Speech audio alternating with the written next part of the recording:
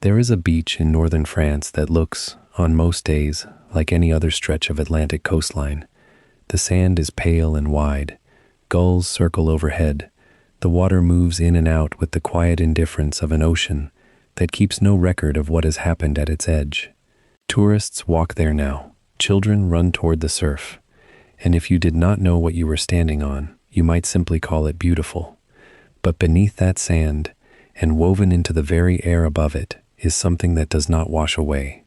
A weight. A memory so enormous that it has outlasted the men who made it, outlasted the governments that sent them, outlasted the century that forged the war itself. The beach is called Omaha, and on the 6th of June 1944, it became the most contested piece of ground in human history. What happened there in the space of a single morning, between the gray light of dawn and the pale gray of late afternoon, was not a story of easy heroism or clean victory. It was something far more complicated than that. It was men arriving in darkness, crossing open water in boats that were never designed to keep them safe, stepping off into surf that was already white with gunfire, and choosing, in the most basic and human and terrified way possible, to keep moving forward anyway. Some of them were 20 years old. Some were barely 19. Most had never fired a weapon at another human being before that morning. They had trained in the hills of England, memorized maps of a beach they had never seen, and tried, in the long, sleepless nights aboard their ships, to prepare themselves for something that no training on Earth could truly prepare a person for.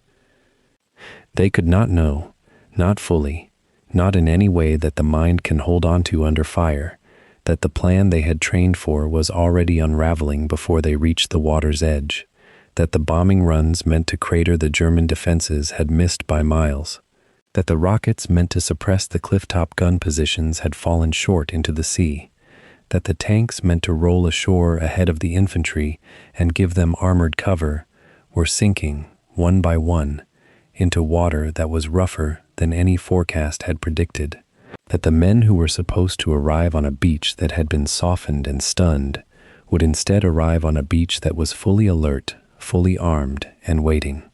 What happened next is the subject of this documentary, and it is a story that demands time. Not because the events are complicated. War at its most brutal is terrifyingly simple, but because the human beings inside those events deserve more than a headline. They deserve the kind of attention that lets you understand not just what they did, but why it mattered, why it still matters, why a beach in France, more than 80 years later, still holds the power to stop a person in their tracks and make them feel the full, terrible weight of what was spent there.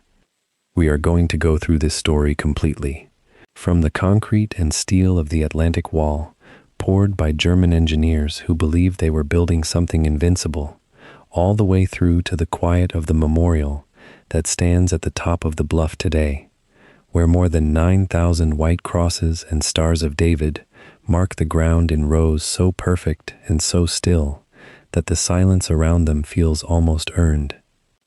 Along the way, we are going to meet the planners who spent months wrestling with maps and tide tables and the impossible mathematics of moving tens of thousands of men across open water under fire. We are going to follow the deception campaigns that tried to fool the German high command into looking the wrong way.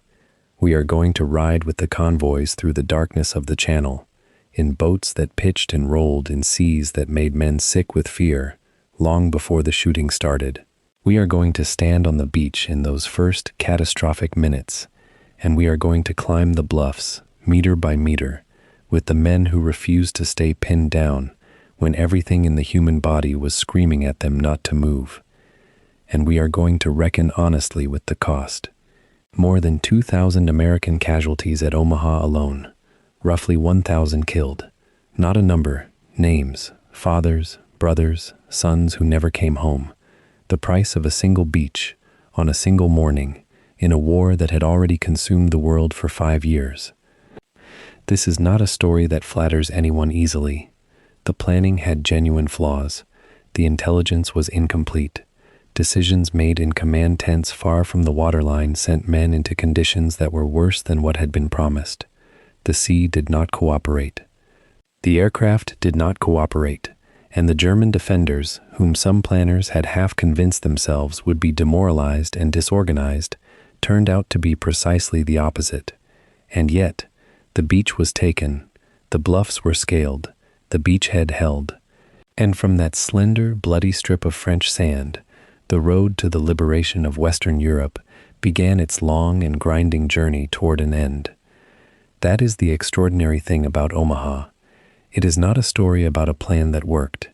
It is a story about a plan that nearly broke, and about ordinary men who refused to let it break completely.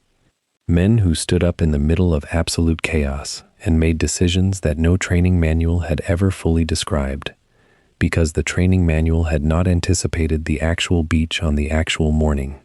They improvised, they led, they dragged each other forward.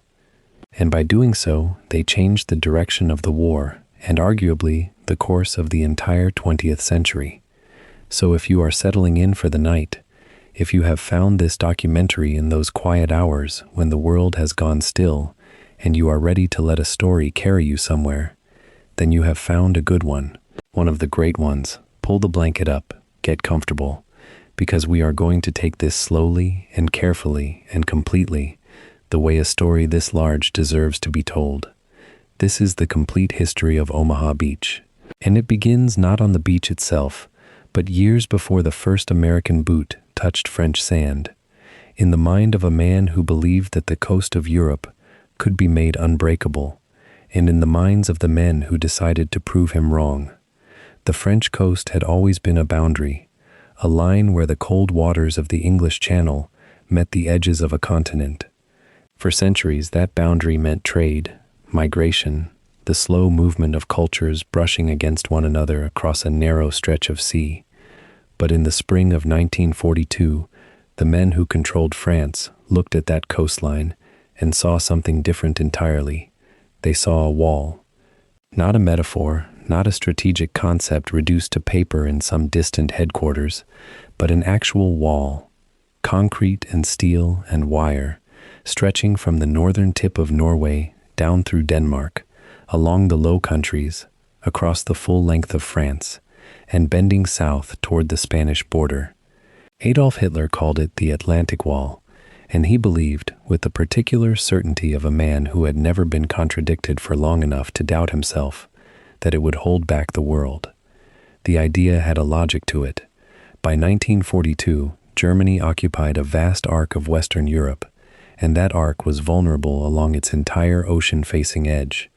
Allied forces in Britain were rebuilding, resupplying, and growing in strength every month. An amphibious assault somewhere along that coast was not a possibility. It was an inevitability. The only question was where and when, and whether the defenses would be strong enough to throw it back into the sea. Hitler's answer was to make the coast itself into a weapon. He ordered the construction of a continuous line of fortifications, bunkers, gun batteries, obstacles, minefields, that would transform every potential landing zone from an opportunity into a killing ground. The order was issued with urgency.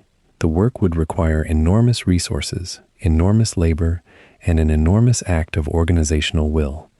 The organization Todt, Germany's military construction arm, became the engine of this project.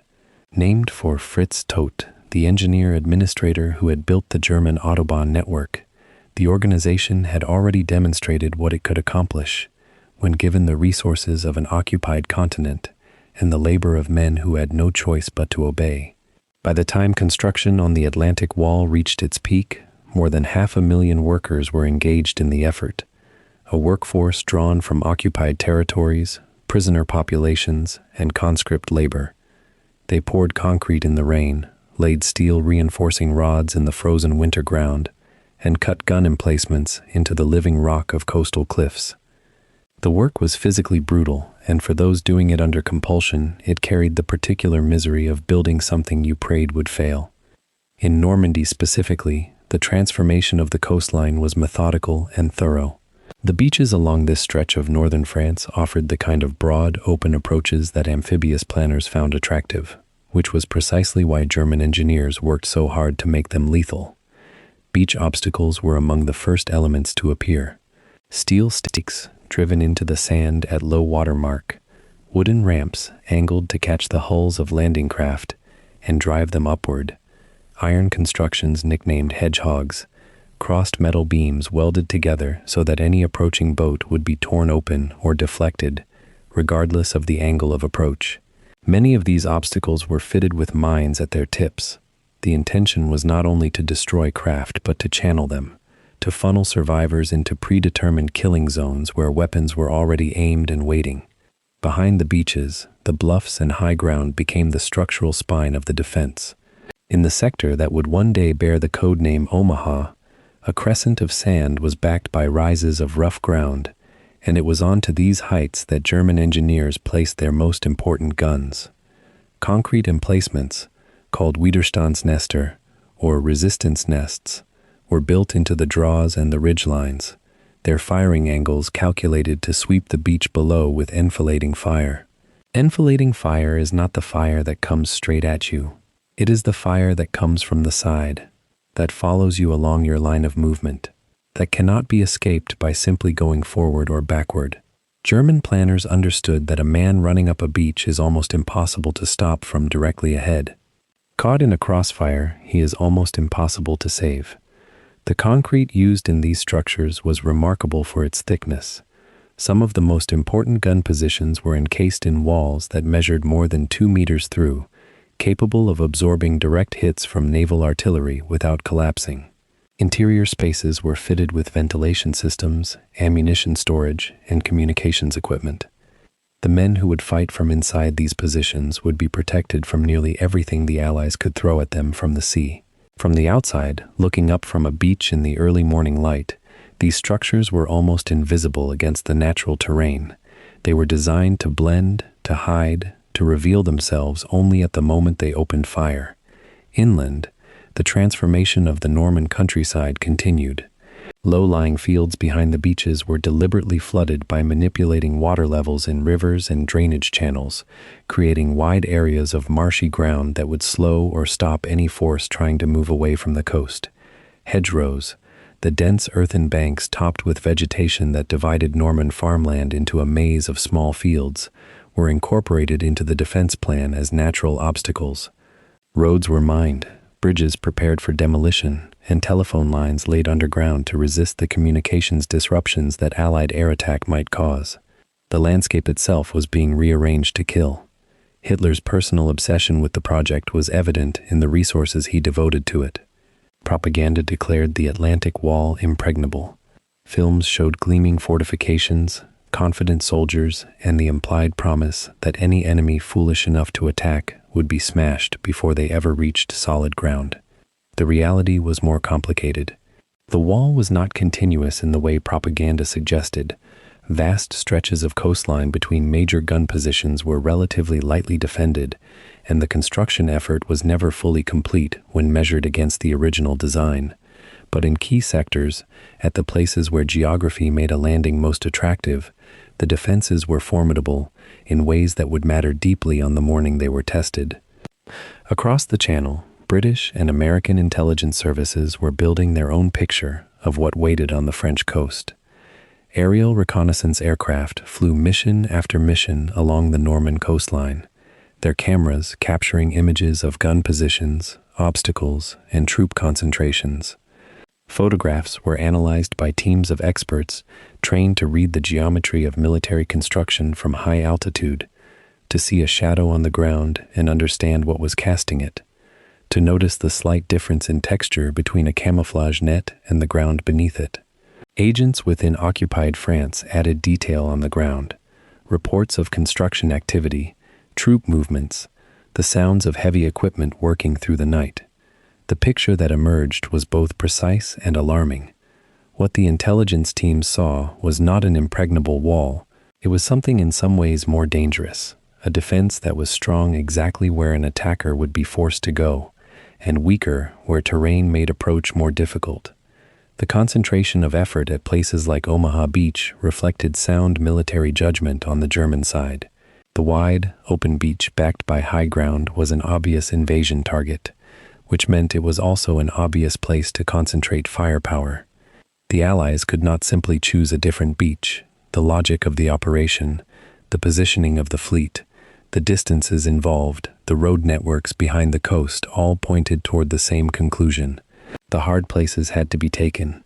There was no routing around them. By the time Allied planning for the Normandy invasion reached its serious phase, intelligence officers had assembled a detailed picture of the defenses at Omaha and the beaches to its east and west. They knew the gun positions by location and by caliber, from the heavy artillery capable of engaging ships far out to sea, down to the machine gun nests set into the bluffs. They had studied the angles of fire, mapped the obstacles, and estimated the number of men who would be defending each sector. None of what they found was encouraging, and some of what they found was deeply troubling.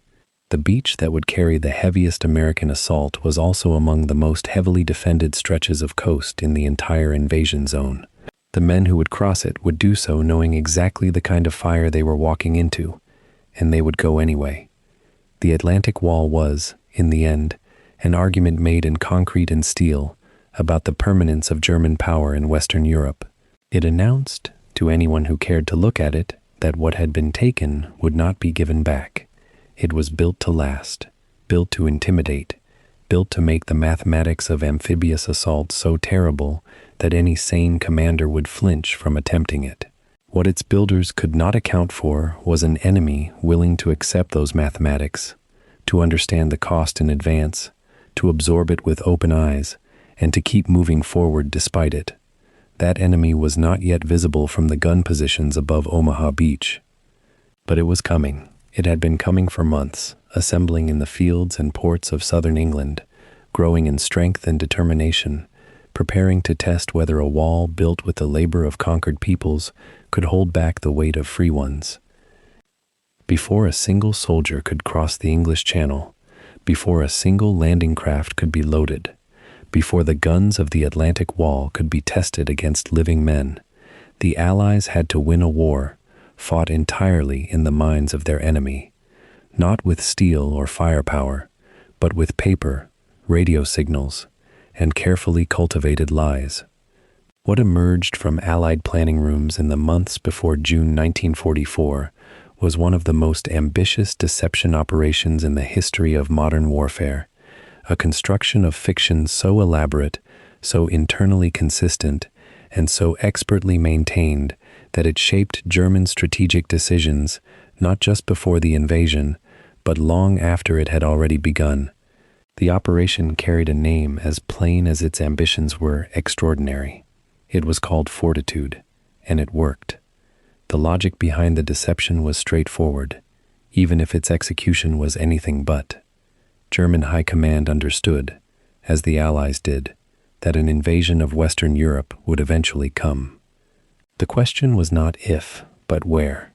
The coastline of northern France stretched for hundreds of kilometers, and the Germans could not fortify every meter of it with equal strength. If the Allies could convince them to concentrate their reserves at the wrong location, the genuine landing force would face a fractured, misdirected defense. The obvious point of maximum German expectation was the Pas de Calais, the narrowest crossing of the English Channel, geographically logical, historically significant, and from the German perspective, almost certain to be the invasion point. Allied planners decided not to fight that assumption. They decided to feed it, nurture it, and turn it into a weapon. At the center of the deception was the invention of an army that did not exist. Allied planners constructed the fiction of an enormous formation, the First United States Army Group, a massive force supposedly assembled in the southeast of England, positioned directly across the channel from Pas de Calais, and commanded by a figure whose reputation alone lent the lie tremendous credibility. General George Patton, the most aggressive and celebrated American battlefield commander of the war, was publicly associated with this phantom force. The Germans respected Patton immensely, perhaps feared him, and it was considered almost inconceivable to German analysts that the Allies would waste their most formidable commander on a secondary operation. If Patton was there, the main blow would surely follow. That was precisely what Allied planners wanted Berlin to believe. Sustaining the illusion required engineering that extended far beyond a single name attached to an empty headquarters. Physical infrastructure was constructed across southeastern England. Dummy landing craft moored in rivers, inflatable vehicles parked in fields, fake oil storage facilities assembled near ports. Aerial reconnaissance photographs, which German intelligence aircraft occasionally managed to take before being driven off, would return images consistent with an enormous logistical buildup in exactly the region Allied planners wanted the Germans to be watching. Artists and engineers collaborated with military specialists to produce a landscape that, from the air, looked precisely like a staging area for invasion.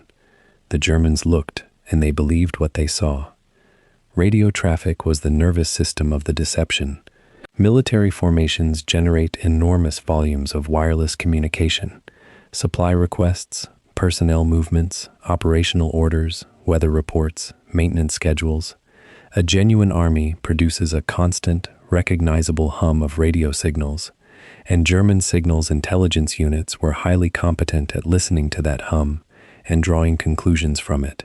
Allied specialists therefore fabricated the entire radio signature of the Phantom Force, staffing signals units whose sole purpose was to transmit fictitious messages at realistic volumes and in authentic formats. To a German operator scanning frequencies from across the channel, the electronic portrait of a massive army assembling in southeastern England was entirely convincing. The army existed nowhere except in the air between antennas. The human dimension of the deception was its most complex and most dangerous component. British intelligence had, through extraordinary effort and considerable fortune, identified and turned virtually every German agent operating in Britain. Rather than simply imprisoning or executing these individuals, British handlers placed them under careful control and used them as instruments of strategic manipulation, feeding false information back to German intelligence through what became known as the double-cross system. These agents, operating under code names rather than their true identities, sent regular reports to their German handlers, confirming the existence of the Phantom Army, describing the movements of fictional divisions, and reinforcing the narrative that Pas-de-Calais was the intended target. German intelligence, unaware that its agent network had been entirely compromised, received this stream of disinformation and processed it as genuine reporting from trusted sources in the field. Among these double agents, one figure operated at a level of audacity that strained belief even among those who ran him. Known by his code name rather than his true name, this agent had constructed an elaborate personal fiction, reporting to German handlers as though he commanded a network of sub-agents stationed across Britain, all of whom existed only in his own imagination and in the files of British intelligence. His invented operatives filed invented reports, and German intelligence paid real money and extended genuine trust to a man who was, from the first day of his relationship with them, working entirely against their interests. The information he provided about the Phantom Army was treated by German analysts as among their most valuable human intelligence, and it played a direct role in shaping the assessments that reached the highest levels of German command. Coordinating the deception across multiple agencies, multiple nationalities, and multiple channels of communication demanded a degree of institutional discipline that was itself a remarkable feat. Every element of the fabricated picture had to be consistent with every other element. A radio signal implying the movement of a particular fictitious division had to align with agent reports describing that same movement. Aerial reconnaissance deceptions had to match the fictional order of battle that German analysts were constructing from intercepted communications. Any internal contradiction, any detail that failed to fit, risked alerting German intelligence that something in their picture was constructed rather than real. The men and women who managed this process worked under conditions of extreme secrecy, knowing that a single careless error could unravel months of effort and cost thousands of lives on a beach they were trying to protect. The deception extended into its own operational planning for Normandy itself, creating a layered structure of misdirection. Even as genuine invasion preparations accelerated through the spring of 1944, Allied commanders ensured that logistical activity in the genuine staging areas of southern and southwestern England was, as much as possible, conducted with discretion. Forces assembling for the real landings maintained radio silence or used communications patterns designed to minimize German analysis of their true size and location. The contrast was deliberate: enormous visible activity in the wrong place, careful concealment in the right one. German intelligence, working from intercepted communications and agent reports, built a picture that was essentially inverted from reality. By the time spring turned toward early summer, the deception had achieved something that planners had hardly dared to hope for when they first began constructing it. German high command had become so convinced that the Pas de Calais was the primary target that powerful armored reserves, formations capable of driving any beachhead into the sea, were held back from Normandy even after landings began. When news of the actual invasion reached German headquarters in the early hours of the 6th of June 1944, the initial response among senior officers was shaped by a belief that had been months in the making. This was the secondary effort, the feint, designed to draw German reserves away from the true landing that would still come at Pas de Calais. The armored formations that could have crushed the beachhead in its first hours stayed where they were, waiting for an invasion that would never arrive. What made the deception ultimately decisive was not simply that German commanders believed it before the landing, it was that they continued to believe it afterward. Even as American soldiers fought and bled their way up the bluffs above Omaha Beach, even as British and Canadian troops secured their own footholds further east, German strategic thinking remained anchored to the idea that a larger blow was still coming somewhere else. The phantom army that had never existed, the divisions that had never moved, the general commanding troops who were never there, all of it continued to exert its influence over German decisions across the critical days and weeks that followed the initial landings. By the time German commanders accepted the truth, the Normandy beachhead had become too strong to dislodge. The men who planned Operation Fortitude never fired a weapon and never crossed the Channel. They sat in offices in London, managing agent correspondence and monitoring radio frequencies and arguing over the precise wording of fictional orders for non-existent regiments. Against every instinct that war should be loud and violent and direct, they had found a way to fight it quietly, through careful attention to the mechanics of how an enemy forms beliefs and makes decisions. And in doing so, they shaped the conditions under which thousands of other men would land on a beach in Normandy. Men who knew nothing of phantom armies and double agents, who knew only the cold water around their boots and the fire coming down from the bluffs, and who needed every possible advantage that could be given to them before they ever reached the sand. By the spring of 1944, something extraordinary was happening across the south of England.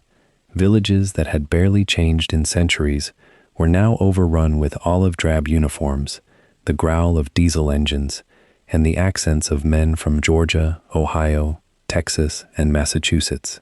Fields that had grown wheat and barley for generations were transformed into motor pools, weapons ranges, and ammunition depots seemingly overnight. The transformation was so complete, so overwhelming, that the British people had taken to saying their country had not been invaded. It had simply been occupied by friends. And at the center of this vast, churning machine of men and material stood one man, General Omar Nelson Bradley, commander of the 1st United States Army, the force that would carry American arms across the English Channel and onto the beaches of France. Bradley was not a general who courted spectacle. He wore no ivory-handled pistols, staged no theatrical entrances, and rarely raised his voice in anger. He had grown up poor in rural Missouri, worked his way through West Point on sheer persistence, and spent decades in an army that moved slowly and rewarded patience. His soldiers called him the GI General, a man who wore the same mud on his boots as the men he commanded, who ate the same food and slept in the same damp conditions. Where other commanders inspired through force of personality, Bradley inspired through competence. He had earned a reputation in North Africa and Sicily for methodical, careful planning that kept casualties lower than they might otherwise have been, and it was precisely that reputation that had placed him here, in England, with the most ambitious amphibious operation in human history now resting on his shoulders. The force assembling under his command was staggering in its scale. More than 800,000 American soldiers were concentrated across southern England by late spring of that year, drawn from every corner of the United States. They came from cities and farms, from families with military traditions stretching back generations, and from families that had never sent a soldier to war. Many were barely out of their teenage years, having enlisted or been drafted within the previous year or two.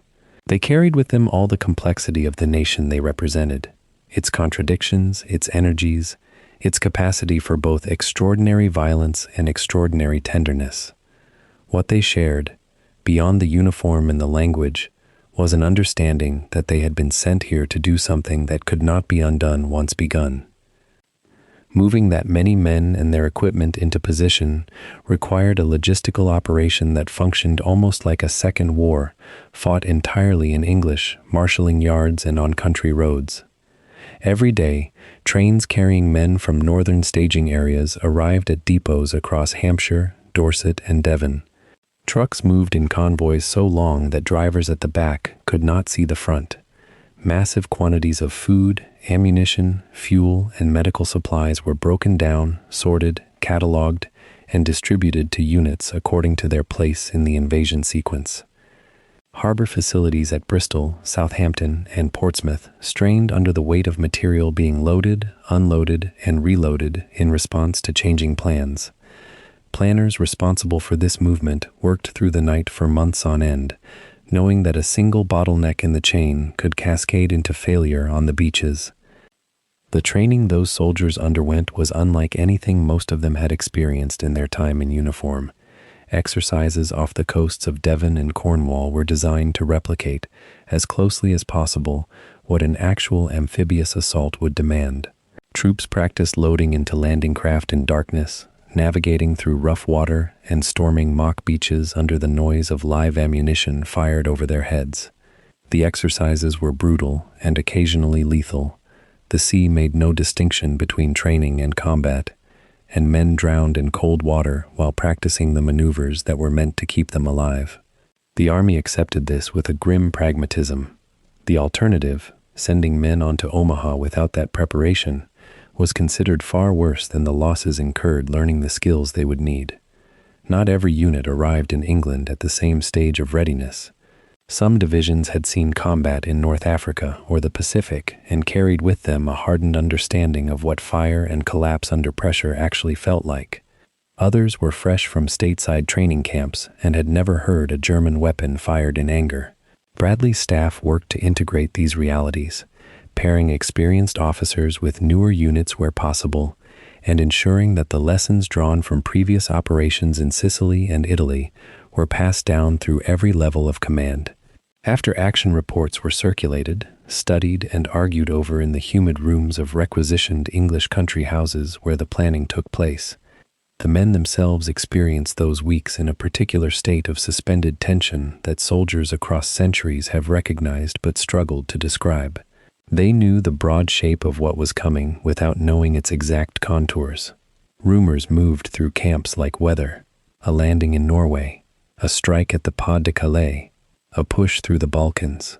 Security was strict enough that even senior officers were kept in deliberate ignorance of the full plan until it was necessary for them to know it.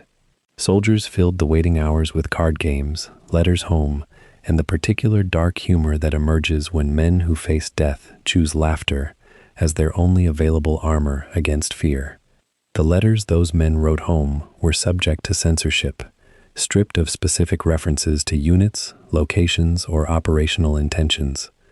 And yet the emotional texture of those letters has survived in archives and family collections across America. Sons told mothers they were fine without being able to explain why they might soon not be. Husbands sent instructions about savings accounts and deeds to family property that everyone on both sides of the Atlantic understood were not routine.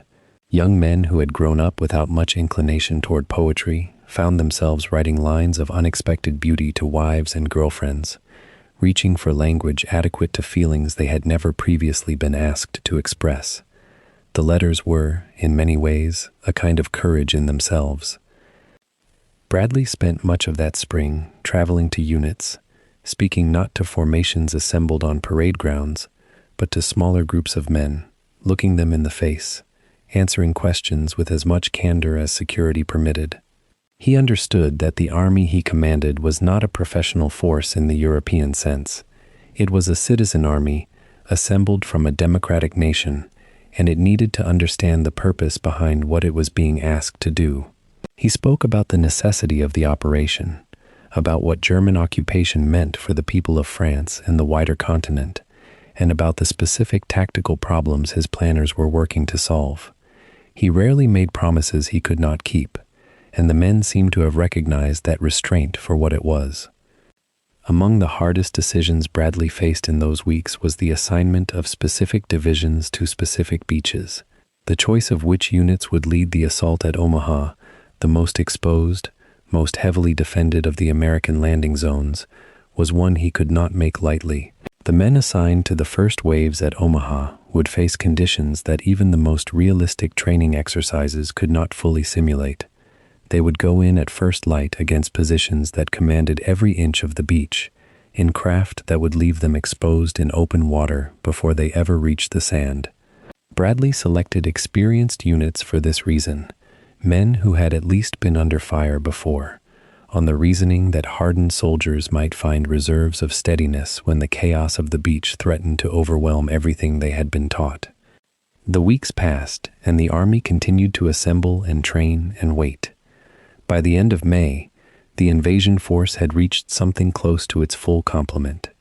The men were as ready as training could make them, though every soldier and every officer understood at some level that readiness was a relative condition. The gap between what exercises could simulate and what actual combat demanded was a gap that would only be crossed by going through it. There was no further preparation possible that would close that distance. What remained now was the decision to move. And that decision belonged not to the assembled hundreds of thousands of soldiers in their camps across southern England, but to the man who would stand alone in a room and commit them all to the sea and the beach and whatever waited for them on the other side of the channel. On the beaches of Devon where they had practiced, in the mess halls where they had eaten their last decent meals, in the churches where some had knelt and prayed with a sincerity that ordinary peacetime life had never required of them, the army that Omar Bradley had assembled was as prepared as human effort and foresight could make it. What could not be prepared was the will required to walk into fire and keep walking. That was not something any general could give his soldiers. It was something each man would have to find in himself, somewhere between the landing craft and the waterline, on a beach in Normandy, in the gray light of a June morning that was still weeks away. The war in Europe had produced no shortage of bold ambitions, but by the spring of 1944, Allied commanders were confronting something that dwarfed every operation that had come before it. Crossing the English Channel under fire and seizing a defended coastline was not simply a military problem, it was a puzzle of interlocking variables, each one capable of undoing everything that followed. Planners gathered in secured rooms across southern England, bent over charts and aerial photographs, asking the same brutal question again and again: where do we go in, and how many men will it cost us to get there? These were not abstract calculations. Every coordinate debated around a planning table corresponded to a stretch of sand where thousands of young men would either find cover or find nothing at all. The weight of that knowledge hung over every meeting, every amended draft, every version of the plan that was torn up and begun again. The invasion of Normandy was being assembled with the precision of engineering and the dread of prophecy. The first and most fundamental question was geography. Allied planners had spent months evaluating every viable stretch of coastline from Norway down to the Bay of Biscay, measuring each option against a fixed set of demands. A landing zone had to be within operational range of fighter aircraft based in England. It had to offer beaches wide and firm enough to absorb thousands of men and hundreds of vehicles simultaneously. It had to sit close enough to a functioning port that supply lines could be sustained after the initial assault. because seizing the beach was only the beginning. The coastline also had to be weak enough to be broken, yet strong enough in its strategic position to be worth the blood required to take it. Pas de Calais, the narrowest crossing point, offered obvious advantages in distance, but German defensive strength there was overwhelming, and Allied planners understood that surprise at Calais was, by the spring of 1944, essentially impossible. Normandy, by contrast, offered enough geographic complexity and enough distance from expectation to make genuine surprise conceivable. Within Normandy, planners carved the coastline into sectors and began the meticulous work of evaluation. The beaches, eventually designated as Gold, Juno, and Sword, would fall to British and Canadian forces. Utah, at the western end of the landing zone on the Cotentin Peninsula, was identified as a relatively manageable target, sheltered in part by natural geography and with German defenses that, though serious, were not insurmountable. Then there was Omaha, stretching roughly 8 kilometers between the villages of Vierville-sur-Mer and Colleville-sur-Mer. Omaha presented a terrain profile that gave every experienced planner reason to pause. It was a wide, open crescent of sand, fully exposed, backed by bluffs that rose in some places to more than 40 meters above the waterline. Those heights commanded every square meter of the beach below. Whoever held them held the beach, and when the planning began in earnest, those heights were held by Germany. The tidal mathematics alone were enough to keep planners awake at night. Unlike a river crossing or an overland assault, an amphibious landing is governed by forces entirely indifferent to military schedules. On Normandy's beaches, the tidal range, the vertical difference between low and high water, ran to several meters, which meant that a beach passable at low tide could be largely submerged just hours later. This created a window, brutal in its narrowness, during which troops had to land, cross the exposed sand, and reach the base of the bluffs before the tide transformed the beach behind them. Too early, and soldiers would face hundreds of meters of open sand under fire, with no cover. Too late, and the rising water would pin them against obstacles with nowhere to go. The timing of H-hour, the precise moment the first landing craft would open their ramps, was not a preference. It was a constraint imposed by the moon and the sea, negotiated with the calendar rather than with the enemy. German defensive engineers had not been idle on those bluffs. Aerial reconnaissance photographs, gathered over months at considerable cost to the pilots who flew them, revealed a system of hardened positions along the Omaha ridgeline that defied easy dismissal. Concrete bunkers, called Widerstandsnester, resistance nests, were built into the natural contours of the bluff, their firing apertures angled not to face the sea directly, but to rake the beach laterally. This was the genius and the terror of the design. A gun firing directly seaward could be neutralized by naval fire aimed straight at it. A gun firing along the length of the beach, parallel to the shoreline, was sheltered from that same naval fire by the very ground it was built into. Every soldier coming off a landing craft at Omaha would cross ground that multiple German positions could reach with enfilading fire simultaneously. Planners staring at reconnaissance photographs understood this clearly. The question was never whether it was dangerous. The question was whether it was necessary. It was necessary. Omaha sat between Utah to the west and the British beaches to the east, and leaving that gap unoccupied meant leaving a corridor through which German reserves could drive, splitting the Allied beachhead before it could consolidate. If Omaha was not taken, Utah became an isolated pocket, and the entire western flank of the landing was exposed. The British and Canadian beaches, successfully seized, would be flanked and potentially rolled up from the west. The logic was geometric and merciless. Omaha had to be assaulted not because it was the easiest choice, but because leaving it untouched made every other landing potentially meaningless. The beach was selected in the clearest possible terms because there was no acceptable alternative. That conclusion offered planners no comfort whatsoever. The challenge, then, became translating necessity into method. Planners devised a system of assault waves, each designed to build on the last. The first soldiers ashore would be combat engineers, tasked with clearing lanes through German underwater obstacles before the tide swallowed them. Behind them would come infantry, riflemen and machine gun teams, whose job was to cross the sand and reach the base of the bluff as quickly as possible, using whatever cover the obstacles and the terrain offered. Armored support was considered essential. Tanks arriving with or ahead of the infantry could suppress German positions long enough to give the foot soldiers a fighting chance. Specialized armored vehicles, swimming tanks designed to cross the channel under their own power, were assigned to lead the assault, arriving at the waterline ahead of the first infantry waves.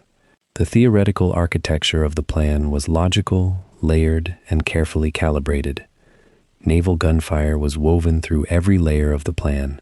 Destroyers and cruisers assigned to support the landing would move as close to shore as their commanders dared, firing at German positions on the bluffs in the minutes before the ramps dropped. Heavy bombers were tasked with saturating the beach defenses in the final hours of darkness before dawn, turning the German strongpoints into craters and rubble. The combined weight of naval guns and air bombardment was expected to suppress, if not destroy, the defenders on the heights. American soldiers landing on Omaha were supposed to be crossing ground that had already been pounded into something approaching submission.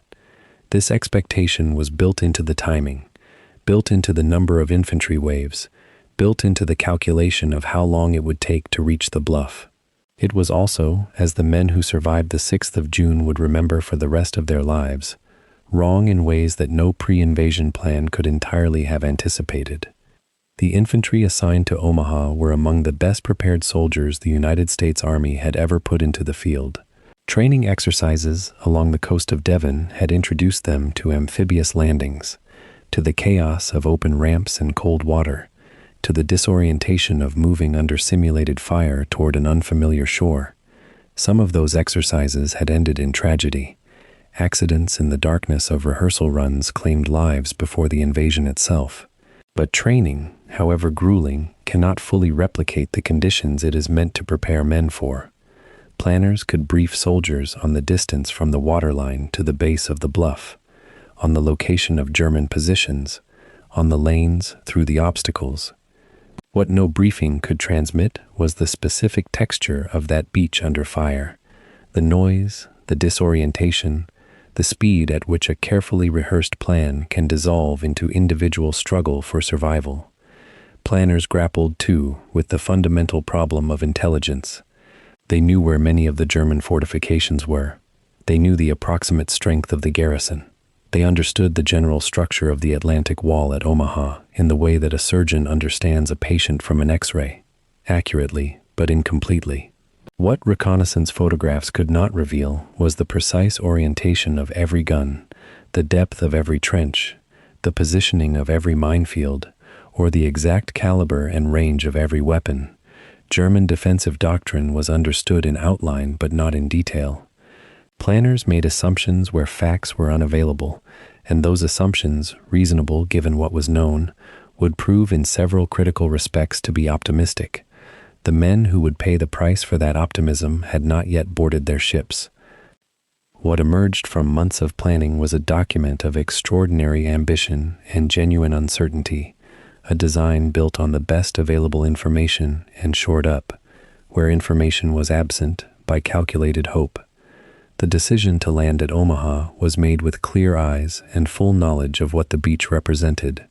Commanders knew the bluffs were high, knew the German fields of fire were wide, knew the tidal window was narrow, and knew that the men they were sending across that sand would face some of the most lethal terrain of the entire invasion. They authorized the assault anyway, because the arithmetic of the broader operation left no alternative. Whether the plan was sufficient, whether the preparation matched the scale of what the beach would demand, was a question that only the 6th of June could answer. And the 6th of June was coming. Every port along the southern coast of England was changing. Through the spring of 1944, a transformation was underway that had no precedent in the history of naval warfare, not in scale, not in complexity, and not in the sheer audacity of what it demanded. Harbors that had known fishing boats and peacetime ferries were now choked with gray steel. Dockyards that had once smelled of salt and commerce now carried the sharp odor of diesel fuel, weapon oil, and the industrial breath of a civilization preparing to strike back. Men who had grown up in landlocked towns of Ohio and Tennessee stood on wharves and looked out at water they had never seen before, trying to comprehend what was being assembled around them. It was, in the most literal sense, an armada, and the word barely covered it. The operation required more than 5,000 ships and landing craft of every conceivable type, gathered from both sides of the Atlantic and coordinated across 3 separate naval forces. American, British, and Canadian vessels sat alongside one another in harbors at Portsmouth, Southampton, Weymouth, Portland, Dartmouth, and Plymouth, filling every available berth and anchoring in long lines wherever open water allowed. Destroyers threaded between troop ships, landing craft bobbed in the wakes of cruisers. Supply barges rode low in the water under the weight of ammunition, rations, fuel, and medical equipment earmarked for a beach that, at that moment, was still occupied by the enemy. Each vessel had a role, a position in the order of movement, a time window measured in minutes within which it was required to be somewhere specific. The margin for error was almost nothing. The largest vessels in the fleet were the attack transports, enormous ships capable of carrying hundreds of soldiers across the channel and lowering the smaller assault craft that would actually put men on the beach. These ships formed the backbone of the operation, and they carried within them the entire human machinery of the assault: the infantry companies, the engineer battalions, the medical teams, the communication officers, and the commanders who would attempt to turn chaos into coordinated action once the ramp dropped. Loading these ships had itself become a military operation of extraordinary intricacy. Every item placed in a hold had to be sequenced against the order in which it would be needed. Vehicles and equipment required on the first day had to be accessible first, which meant they were loaded last. The logic ran backward through every cargo manifest, every packing list, every load plan, requiring military planners to think simultaneously about departure and arrival, about life aboard ship and life under fire. Below these great transports in size but not in importance were the landing ship, tanks, the flat-bottomed, shallow-drafted vessels designed to beach themselves directly on shore and open their massive bow doors to discharge armored vehicles directly onto the sand. These ships had been derided when first proposed. Admirals accustomed to deep-water operations found the concept inelegant, a vessel that deliberately ran itself aground. But the mathematics of putting armor on a defended beach left no alternative. Tanks could not be lifted off ships by crane and expected to fight. They had to roll. They had to arrive mobile and capable. And so the landing ship, tank, became one of the most important vessels in the entire fleet, a floating garage that could transform itself into a ramp for war machines in the time it took to open 2 doors and lower a steel apron into the surf. Hundreds of them were required, and hundreds had been built, trained with, and assigned to specific beaches on a schedule that allowed no slippage.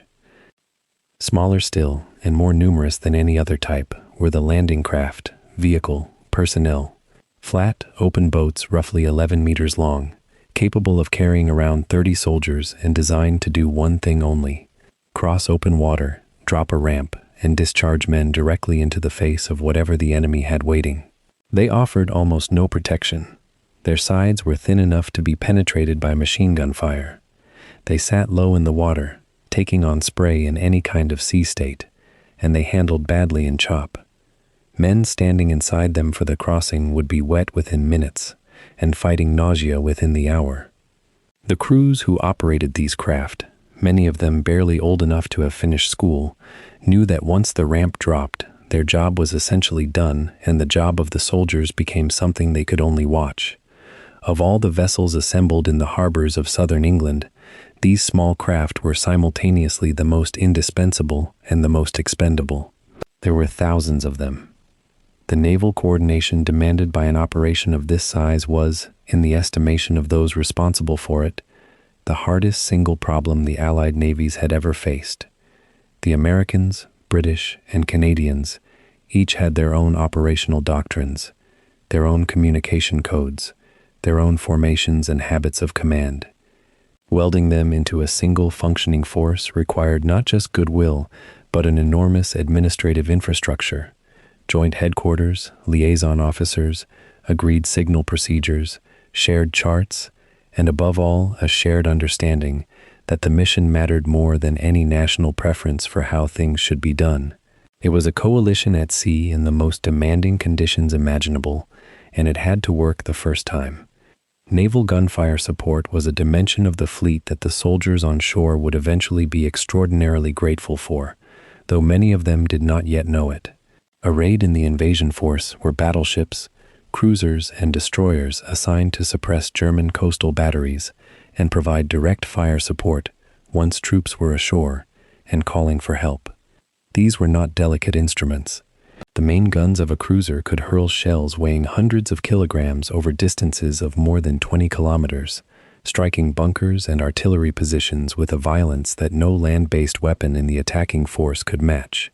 The commanders of these vessels had trained for close-in fire support, working from maps of German positions compiled by intelligence analysts who had spent months reconstructing the defensive layout of the Normandy coast, from aerial photographs, agent reports, and the testimony of French civilians who had been living under occupation and watching.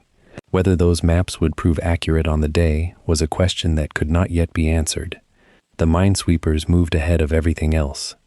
Before any troopship or landing craft could approach the French coast, the sea lanes had to be cleared of the mines that German naval engineers had seeded across the approaches to Normandy over years of patient, methodical work. This was unglamorous, dangerous, and absolutely non-negotiable. If a troopship struck a mine at full load, the consequences were catastrophic. The minesweepers therefore went first, working in lanes, marking the cleared paths with buoys, sweeping the same water twice to be certain. The men aboard them worked without the protection of armor or numbers.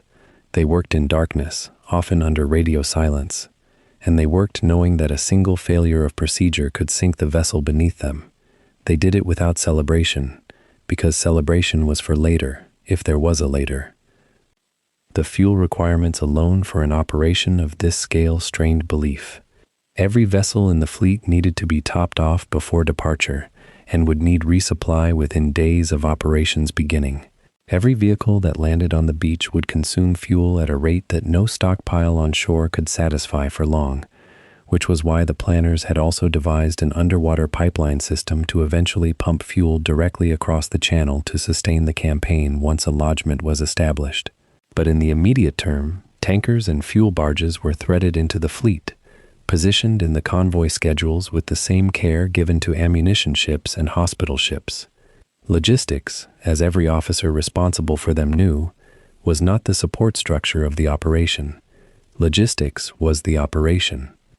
By late May of 1944, the concentration of naval power along the English coast had become visible in a way that threatened the entire program of secrecy. So many ships occupied so much water that the southern harbors were functionally inaccessible to civilian traffic. The men aboard were confined, forbidden from going ashore, forbidden from writing uncensored letters, forbidden from speaking to anyone outside their chain of command about what they knew or guessed about where they were going. The ports themselves were placed under strict security cordons. The British public living near these harbors could look out their windows and see the gray shapes massing offshore, could hear the engines running at all hours, could smell the diesel drifting inland on the wind, and could make a reasonable inference about what was coming, even if they could not know where or when. The soldiers aboard the ships existed in a kind of suspension, neither at peace nor yet at war, waiting for something none of them could hurry and all of them feared. What had been assembled was, by any measure available to the men who assembled it, an expression of industrial civilization at the outer limit of its capacity. The United States had been building ships at a pace that would have seemed impossible 3 years earlier. British yards that had been repaired after bombing raids were producing vessels around the clock. Canadian factories were contributing craft that crossed the Atlantic under their own power to join the growing force. Every rivet, every engine, every radio set, Every navigation chart had been manufactured, transported, tested, and assigned to a specific vessel with a specific place in a specific convoy. The margin for replacement was thin. The margin for failure was, in the minds of the men at the top of the planning chain, unacceptable. There was no fallback operation. There was no alternate plan of comparable scale waiting to be activated if this one came apart.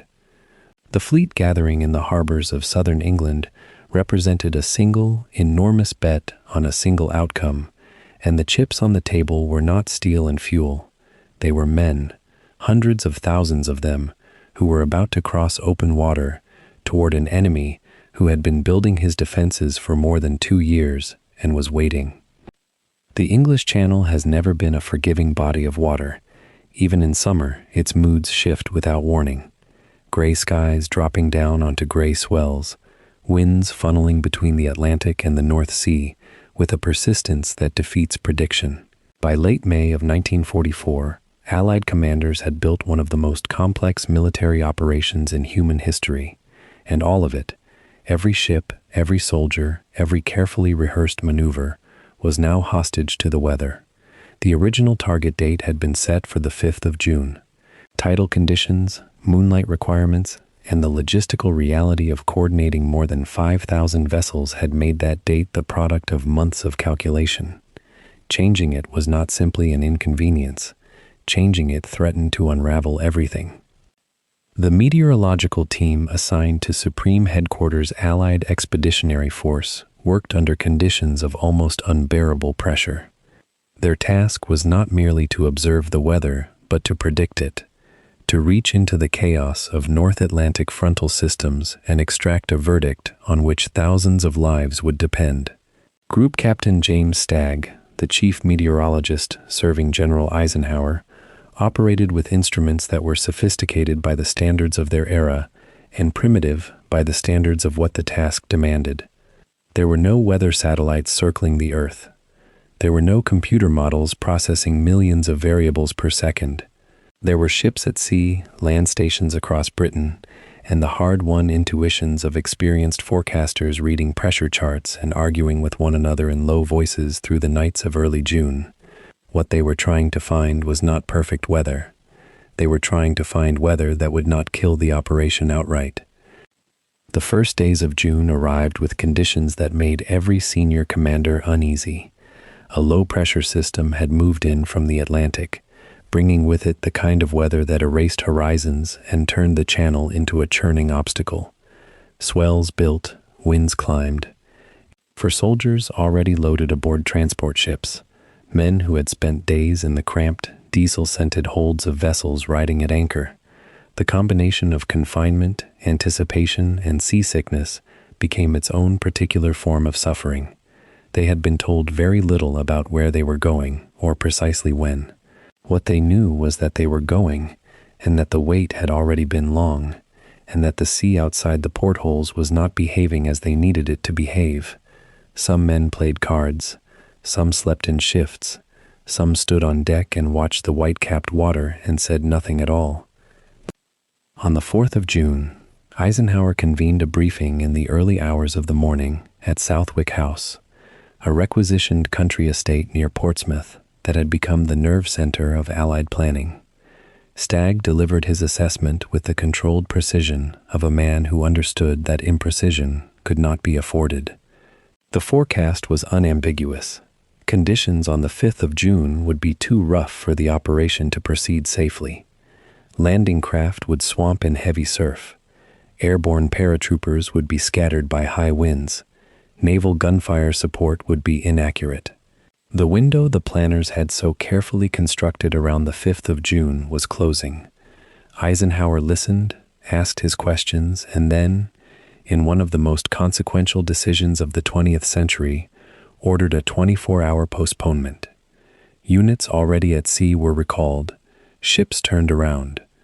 Men who had steeled themselves for one morning found themselves waking to another gray English dawn instead of the coast of France. The postponement itself carried risks that were easy to underestimate from the outside. More than 150,000 men were now either at sea or staged in embarkation areas under strict communication blackout. The longer the fleet remained assembled and the troops confined, the greater the chance that German reconnaissance, whether by aircraft, by submarine, or through the elaborate intelligence networks the Abwehr still maintained, would piece together what was coming. Operation Fortitude had performed brilliantly in misdirecting German attention toward Pas-de-Calais, but a fleet of more than 5,000 vessels sitting in the waters off southern England was not an indefinitely concealable fact.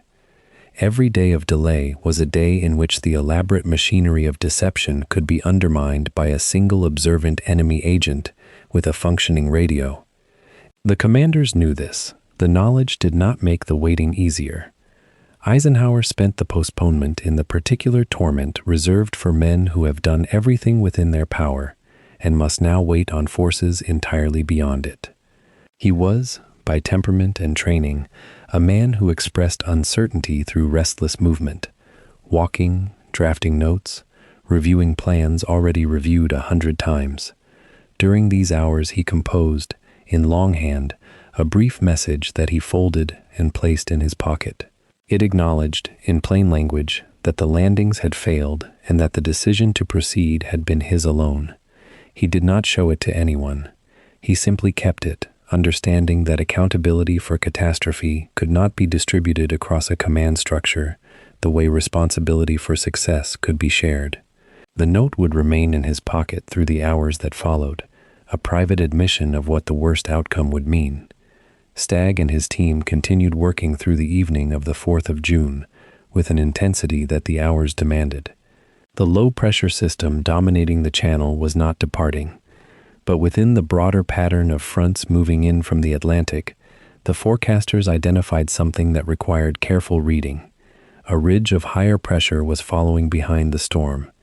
It would not bring clear skies or calm seas. What it would bring, if their readings were correct, was a brief interval, perhaps 36 hours, perhaps slightly longer, of conditions degraded enough to be dangerous, but manageable enough to attempt the operation.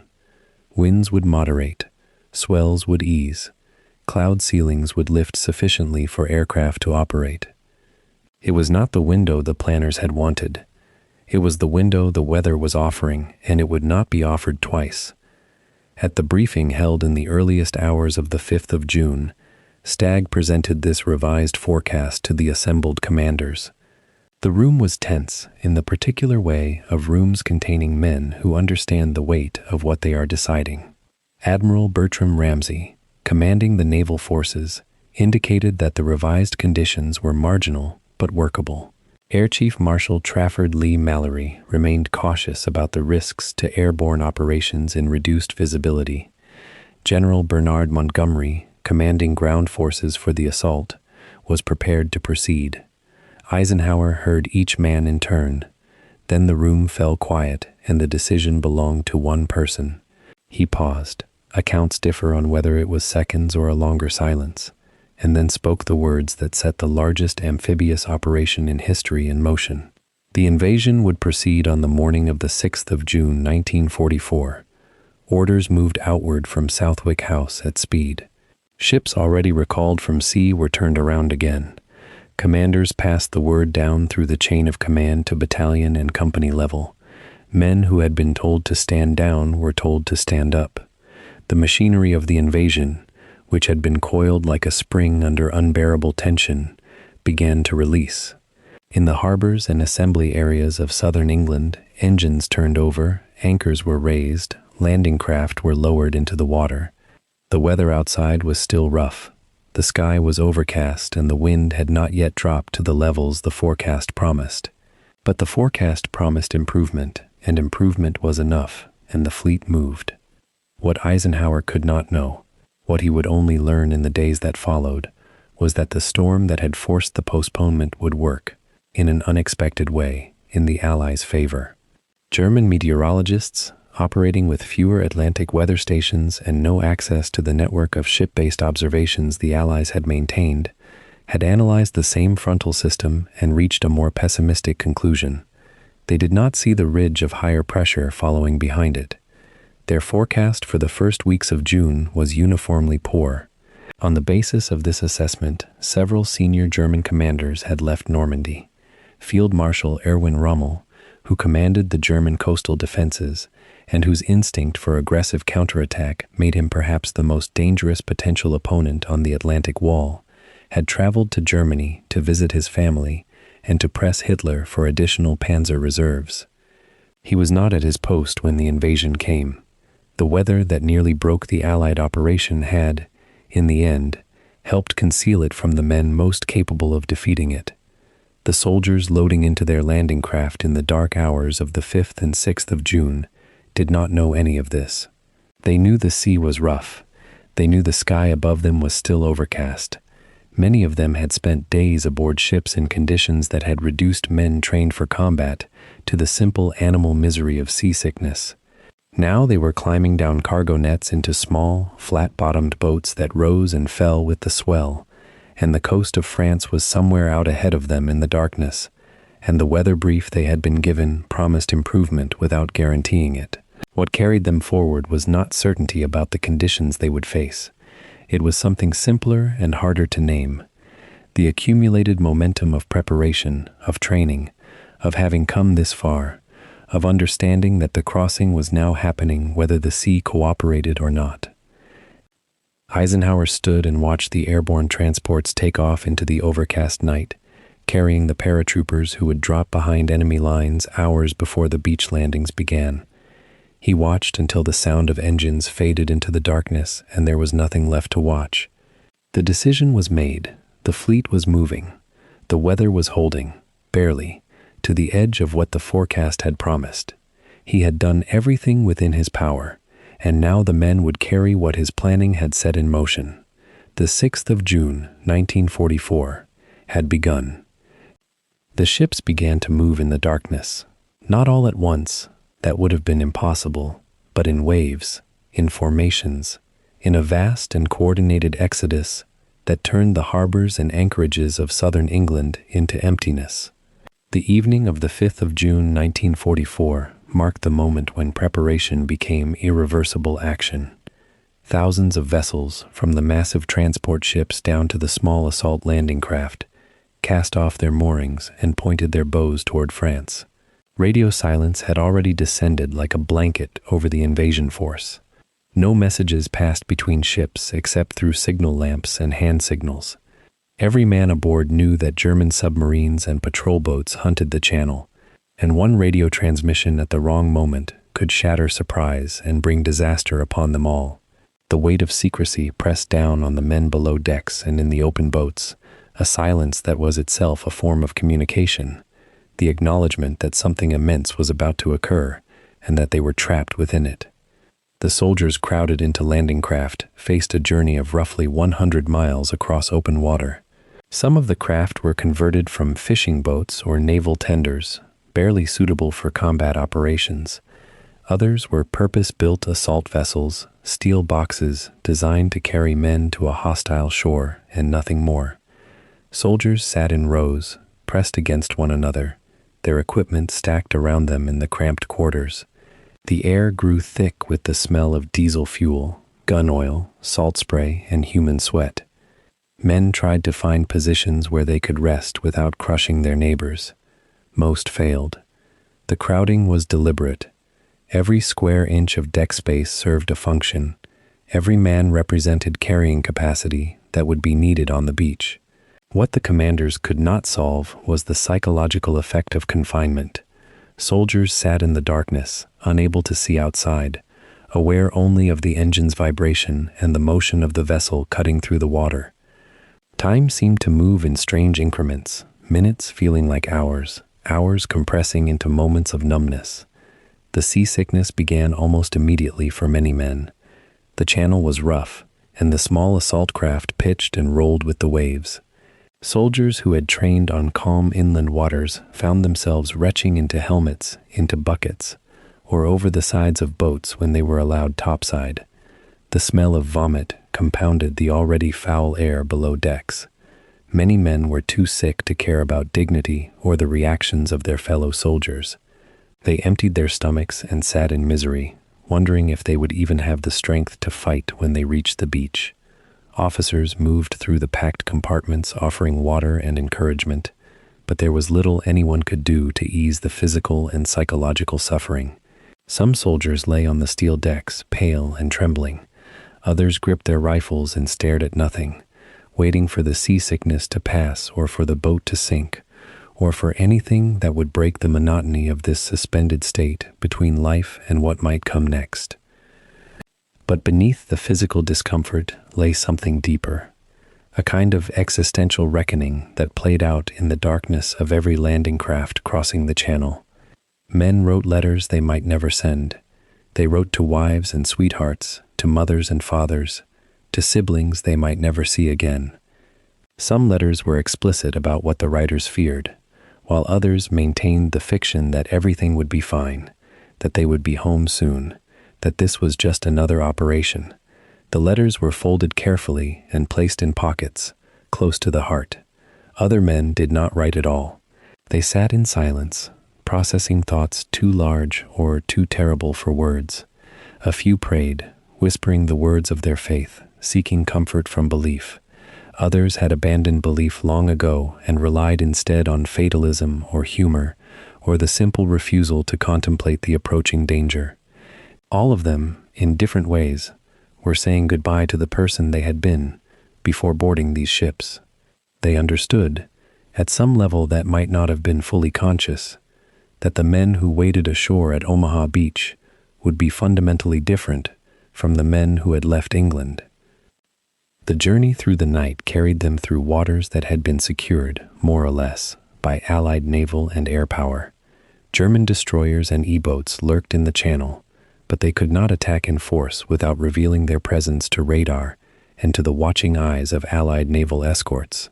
The invasion fleet moved under the protection of cruisers, destroyers, and motor torpedo boats that ranged ahead and flanked the slow-moving transport vessels. Overhead, cloud cover provided some concealment, though it also created navigational challenges. The ships had to maintain formation while moving through darkness and rough water, guided by lead vessels using dead reckoning and occasional glimpses of stars. The precision required was extraordinary. If the fleet drifted too far north or south, men would be landed at the wrong beach or no beach at all. If they arrived too early or too late, they would face either full daylight or complete darkness. The naval officers commanding the operation understood that failure in navigation was not merely an inconvenience, but a potential catastrophe that could scatter the invasion force and render it vulnerable to destruction piecemeal. The soldiers knew nothing of these calculations.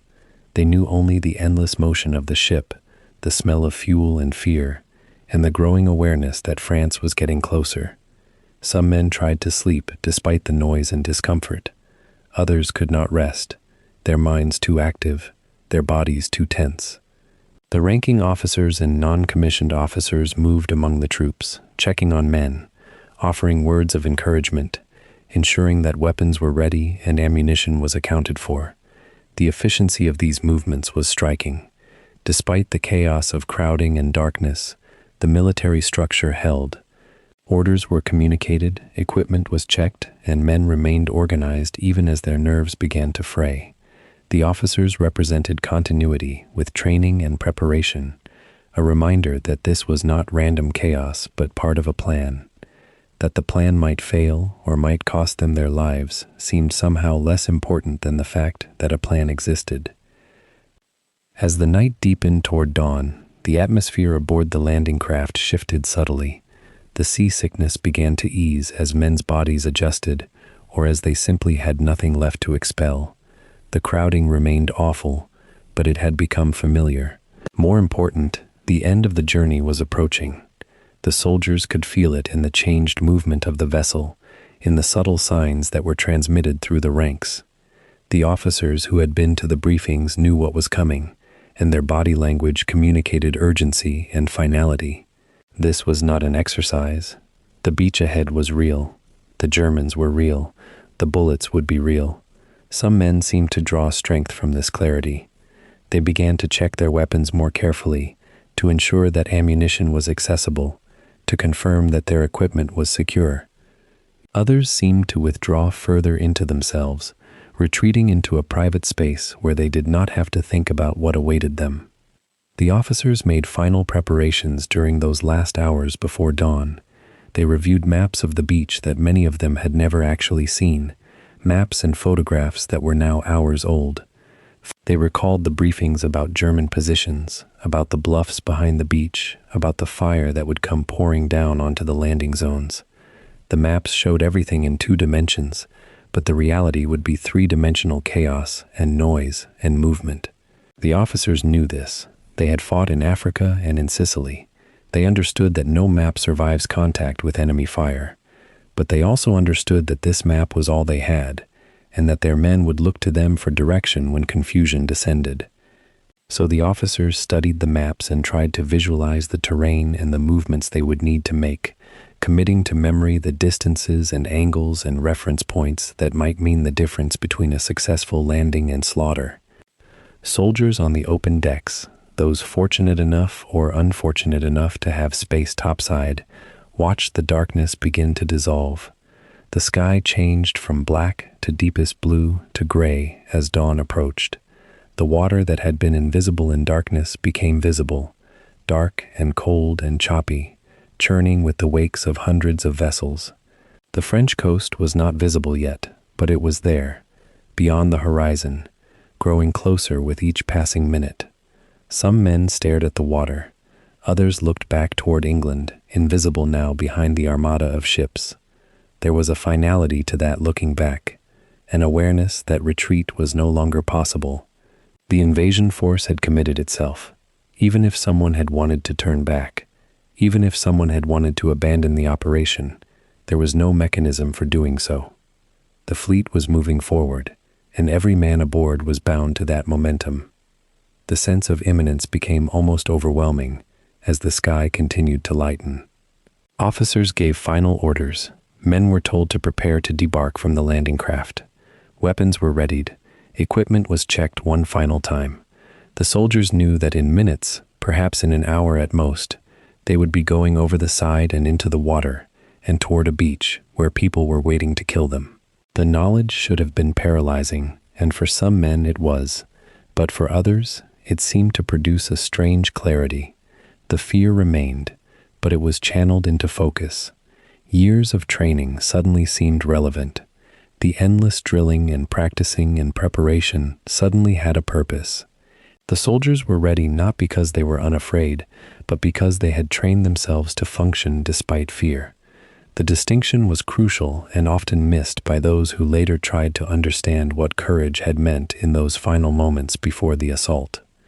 The landing craft began to circle into formation as dawn broke. Through the mist and spray, the coast of France emerged as a dark line along the horizon. Some soldiers caught their first glimpse of Omaha Beach at that moment. 3 miles of sand and stone backed by cliffs, the features barely visible through the morning haze but growing clearer with each passing minute. German defenders in their fortifications on the bluffs were watching that same horizon, seeing the invasion fleet materialize out of the darkness and mist, understanding that the moment they had been preparing for since the Atlantic Wall was first constructed had finally arrived. The soldiers crowded in the landing craft did not know what the Germans were seeing or thinking. They knew only their own fear and anticipation, and the growing sound of the ship's engines, and the voices of officers calling out orders, and the crash of waves against the hull. They were entering the final minutes of the passage, the last moments before the journey from England became the assault on France, and everything changed. The ships held their course toward Omaha Beach as the sun rose higher in the east. The bombardment had begun. Heavy cruisers and battleships standing offshore, firing their massive guns at German positions on the bluffs. The sound of distant explosions rolled across the water. Smoke began to rise from the beach and the heights above it. The soldiers heard these sounds and felt them, vibrating through the metal of their landing craft, reminding them that the operation had begun, that men were dying already, that their turn was coming in minutes. Some soldiers said quiet prayers. Others closed their eyes. Some gripped their rifles so tightly their knuckles went white. and the landing craft cut through the water toward Omaha Beach, carrying men who had crossed an ocean and had learned to be soldiers and had somehow found the courage to step into boats and journey toward a coast where death was waiting. The passage was nearly complete. The real test was about to begin. The night crossing had stripped away pretense. Nearly 2,000 men crowded into each assault landing craft, packed so tightly that movement became impossible, breathing became labor, and the cold spray of the channel mixed with the sweat and fear of boys who understood, in their bones, that many among them would not see the sun rise twice more. Some prayed, some wrote letters they would never send. Most stared into the darkness with the glazed expression of men standing at the threshold of their own extinction. The naval gunfire support ships that had been shelling the beach all night fell silent as 0630 hours approached, a silence more terrifying than any bombardment, because it meant the moment had come. The engines of the landing craft cut their throttles. The ramps began to lower. Through the pre-dawn mist, Omaha Beach revealed itself not as a tactical position on a map, but as a physical reality, a curving 3-mile crescent of sand, pale in the emerging light, backed by steep clay bluffs that rose nearly 100 feet above the waterline. Those bluffs were crowned with what remained of the Atlantic Wall at this sector, concrete pillboxes bristling with machine guns, trenches laced with barbed wire, mortar positions embedded in the earth itself. The geography was almost perfectly designed for defense and almost perfectly designed for massacre. The beach itself offered no concealment. There were no reefs to hide behind, no sea walls that soldiers could use for cover. There was only open sand between the waterline and the base of those terrible bluffs, approximately 200 yards of completely exposed terrain where a soldier would be visible to every German gun position for the entire duration of his approach. The planners had calculated the odds. They had understood the risk. They had decided that this beach, despite its peril, was the only avenue through which American forces could break into Normandy. The first shell landed in the water just as the first Americans began to splash into the surf. It came not from a gun they could see, but from positions higher up on the bluff, fired by defenders who had been waiting through the night with loaded weapons and steady hands. More shells followed. Machine gun fire began to rake across the beach, cutting down men before they had advanced 20 yards from their landing craft. The sound was apocalyptic, the sustained hammer of German MG-42 machine guns firing at a rate of more than 1,000 rounds per minute, a sound that came not as individual shots but as a continuous metallic scream. Mortar rounds began to fall among the soldiers, each explosion throwing up geysers of sand and flesh. Men who had survived the crossing now found themselves in a crossfire of bullets and shrapnel, pinned in the shallow water, unable to move forward, unable to move backward, searching desperately for some rock, some obstacle, some hollow in the sand that might offer protection against the storm of fire converging on them from above. The first waves began to collapse, not in retreat. Most soldiers understood that to run back toward the landing craft was to die in deeper water, but in disintegration, in the chaos that occurs when human organization meets concentrated violence, and organization loses. Squad leaders were cut down before they could organize their men. Platoon commanders were killed attempting to lead their soldiers off the beach. Riflemen emerged from the landing craft to find themselves in groups without officers, without direction, without clear objectives except the overwhelming imperative to find cover. Some men stumbled forward through the surf, driven by training and instinct. Others froze, overwhelmed by the scale of the fire and the nearness of death. Still others were already dead, collapsed in the water or draped across the beach obstacles that the Germans had placed there, specifically to channel attacking soldiers into fields of fire, where they could be slaughtered with maximum efficiency. The obstacles themselves, Czech hedgehogs, Belgian gates, concrete pyramids topped with mines, became tombstones, because soldiers attempting to navigate around them found themselves separated from whatever concealment the underwater portions of the beach might have offered. The naval fire support had not achieved its objective. The bombardment that had pounded the German positions through the night had damaged some fortifications and killed some defenders, but it had not neutralized the German capacity to fight. Intelligence reports had drastically underestimated the number and strength of German defensive positions at Omaha. What had been assessed as perhaps 12 large-caliber guns supporting the beach defense turned out to be dozens of weapons, including anti-tank guns and field artillery pieces that could be brought to bear on the landing zone. The trenches were deeper than expected. The concrete pillboxes were more formidable than anticipated. The fields of fire had been calculated to cover every approach to the beach. The barbed wire had not been sufficiently damaged by naval gunfire or aerial bombardment, and the German soldiers defending these positions, many of them from the 1915th Regiment of the 76th Division, were steady and disciplined, maintaining their fire with methodical precision, even as American shells and small arms fire came back at them, even as the beach below them became a graveyard of their enemies. Wave after wave of landing craft approached the beach during those terrible hours, each wave carrying more men into the same storm of fire that had broken the waves before them. The men inside these craft could see what was happening on the beach. They could see the bodies piling up in the water. They could hear the machine gun fire. They could watch as soldiers ahead of them were cut down before establishing any foothold.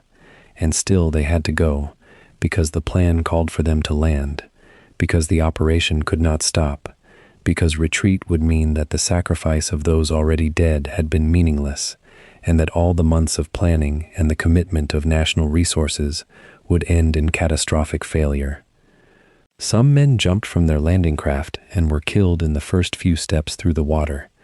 Others reached the waterline and found themselves in groups of survivors huddled behind beach obstacles, pressed into the sand, breathing rapidly, trying to understand how they were still alive when so many around them were not. The fire did not slacken. If anything, as more men crowded onto the beach, the density of casualties increased. The clock moved toward 07 hours, then toward 08. The sun rose higher over the bluffs. The mist burned away. The beach became fully visible in the daylight, and the full scale of the disaster became apparent to the men still trapped on that exposed sand. More than 2,000 soldiers were either dead, wounded, or missing from the first assault waves. The casualty rate at Omaha was approaching 50%, a level of destruction that in any other context would have been deemed incompatible with continued operations. And yet the men kept coming, because the boats kept bringing them, because the plan could not accommodate retreat, because everyone involved in this operation understood that to fail here was to fail for the entire Normandy campaign, perhaps for the entire war. The bottleneck at Omaha had become a grinding meat grinder, and the grinding continued because there was no alternative, no way to stop, no way to turn back the clock to the moment before the operation began, when the outcome was still unknown and hope was still tenable. The bluffs above the beach remained unconquered. The German defenders remained in position.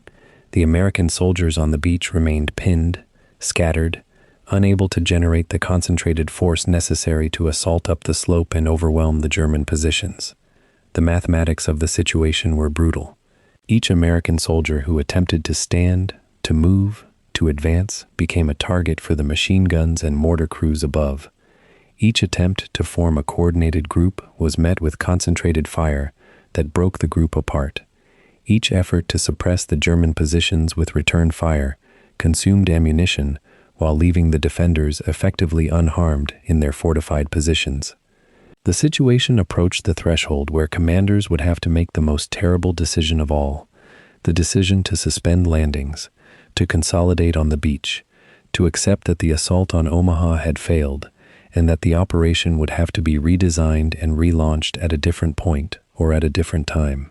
That decision was not yet made, but it was being considered by officers with radios further out in the channel, watching the situation develop on the beach through reports from forward observers, and knowing that every minute the landing continued was another minute, during which hundreds more men were being fed into a situation that seemed increasingly untenable. But Omaha Beach, despite all its horrors, was not abandoned. Despite all the fire, despite all the casualties, Despite all the blood soaking into the sand and mixing with the salt water of the channel, American soldiers began, slowly, gradually, through small acts of individual courage and small unit leadership, to move forward. The process was agonizingly slow. It would take hours, but it began in the middle of the morning, as isolated groups of soldiers, finding themselves in brief moments of reduced fire or spotting momentary gaps in the German defenses, began to move off the beach toward the bluffs. Officers and sergeants began to rally smaller groups, to reorganize scattered units, to point weapons upward toward the German positions. The momentum was almost imperceptible at first. A few dozen men gathering in a shell crater, a squad moving from one beach obstacle to another, a machine gun team finding a firing position from which they could deliver suppressive fire toward the German trenches. But it was beginning.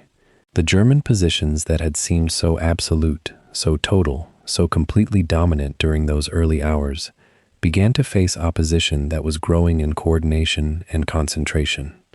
The scale of suffering on Omaha Beach on the 6th of June 1944 exceeded what any theoretical calculation had predicted. The German defenders, though fewer in number than the attacking force, had achieved a stunning tactical success in those early hours, using terrain and firepower to inflict casualties at ratios that seemed incompatible with American success. And yet, as the morning progressed, as the light grew brighter, as more soldiers landed and found their places in the struggle, the outcome began to shift. The very weight of numbers that had made Omaha a massacre started to become an advantage, because there were simply more American soldiers than German bullets, more American lives than German defenders could kill, more American determination than German resistance could overcome. The battle for Omaha Beach was not yet won. It would require hours more of desperate fighting, hours more of small unit assaults against fortified positions, hours more of men putting their own lives at risk in hopes of breaking through. But the moment when the battle might have been lost had passed. The question was no longer whether Americans would hold the beach, but when they would break through the German defenses and begin to move inland, toward the towns and roads that would eventually lead to the liberation of France. The landing craft cut through the surf in groups, their flat bottoms striking the sand with a grinding lurch that threw men forward against one another. The ramps dropped in sequence, and the first soldiers emerged into a world of fire that no amount of training could have prepared them for. German defenders had waited through the night, watching the channel for signs of invasion, and now they launched their answer, not in isolated bursts, but in a coordinated storm of machine gun fire that swept across the exposed beach with mechanical precision. The men stepping from those boats did not fall gracefully or one at a time. They fell in clusters, as if invisible scythes were cutting through their ranks. Some collapsed in the shallow water. Others made it 20 or 30 feet up the sand before their legs gave out. The beach, which had seemed so ordinary in the planning maps and tactical diagrams, became a furnace of noise and chaos and death compressed into a few terrible minutes that would stretch in the memory of survivors for the rest of their lives. The assault troops wading through waist-deep water carried nearly 90 pounds of equipment each: rifle, ammunition, gas mask, entrenching tool, rations, first aid kit, and that weight became a liability in the face of fire that dropped men like stones. A soldier would advance 5 paces and fall. Another would step over his body and advance another 10 feet before being struck down himself. The water around them turned red, not in dramatic spurts, but in a spreading stain that moved downshore with the tide. Officers and sergeants who made it to the relative shelter of obstacles and anti-landing craft barriers began shouting orders that could barely be heard above the screaming of wounded men and the relentless percussion of machine gun fire. The defenders firing from their concrete bunkers on the bluffs had mathematics on their side. They could track a target from the moment it left the boat until it fell, and they had infinite ammunition and no pressure to conserve it. American soldiers, by contrast, had one option: move forward or die where you stood, and moving forward seemed to guarantee the latter. The obstacles planted in the surf, elaborate iron scaffolding designed to rip the bottom out of landing craft or entangle troops, became death traps for the men who sought shelter behind them. Pinned between the water and the beach itself, soldiers found themselves in a no-man's land, where staying still meant becoming targets, and moving meant moving directly into the teeth of fire. Men crouched behind obstacles in water that was cold and rising, watching waves of reinforcement craft approach through the smoke and expecting to see them cut to pieces before they could offload their troops. Some soldiers threw up from fear and cold and the smell of cordite and blood. Others sat in the water and stared at nothing, their minds having retreated from the immediate horror into a place of dissociation where nothing felt real anymore. An officer would grab them by the collar and try to pull them forward, and they would move for a few feet before the fire drove them back down behind whatever cover existed. Machine gun rounds struck the obstacles with a sound like hammers on steel. Some of those rounds passed through the obstacles and struck the men sheltering behind them, while others sparked and ricocheted but killed no one. A lottery of trajectory and chance that determined who lived and who did not. The German defenders occupying the pillboxes and trenches that scarred the high ground above the beach had a view of the entire landing zone, and they exercised that advantage without mercy. Their machine guns were sighted in interlocking fields of fire designed to cover every avenue of approach and to force attackers into kill zones where other weapons could finish the work. The defenders themselves numbered perhaps 2,000 soldiers, a tiny fraction of the assault force, but they occupied prepared positions that multiplied their effective strength many times over. They had concrete and steel between themselves and American weapons. American soldiers had only the thin sand of the beach and an increasing sense that the landing might actually fail.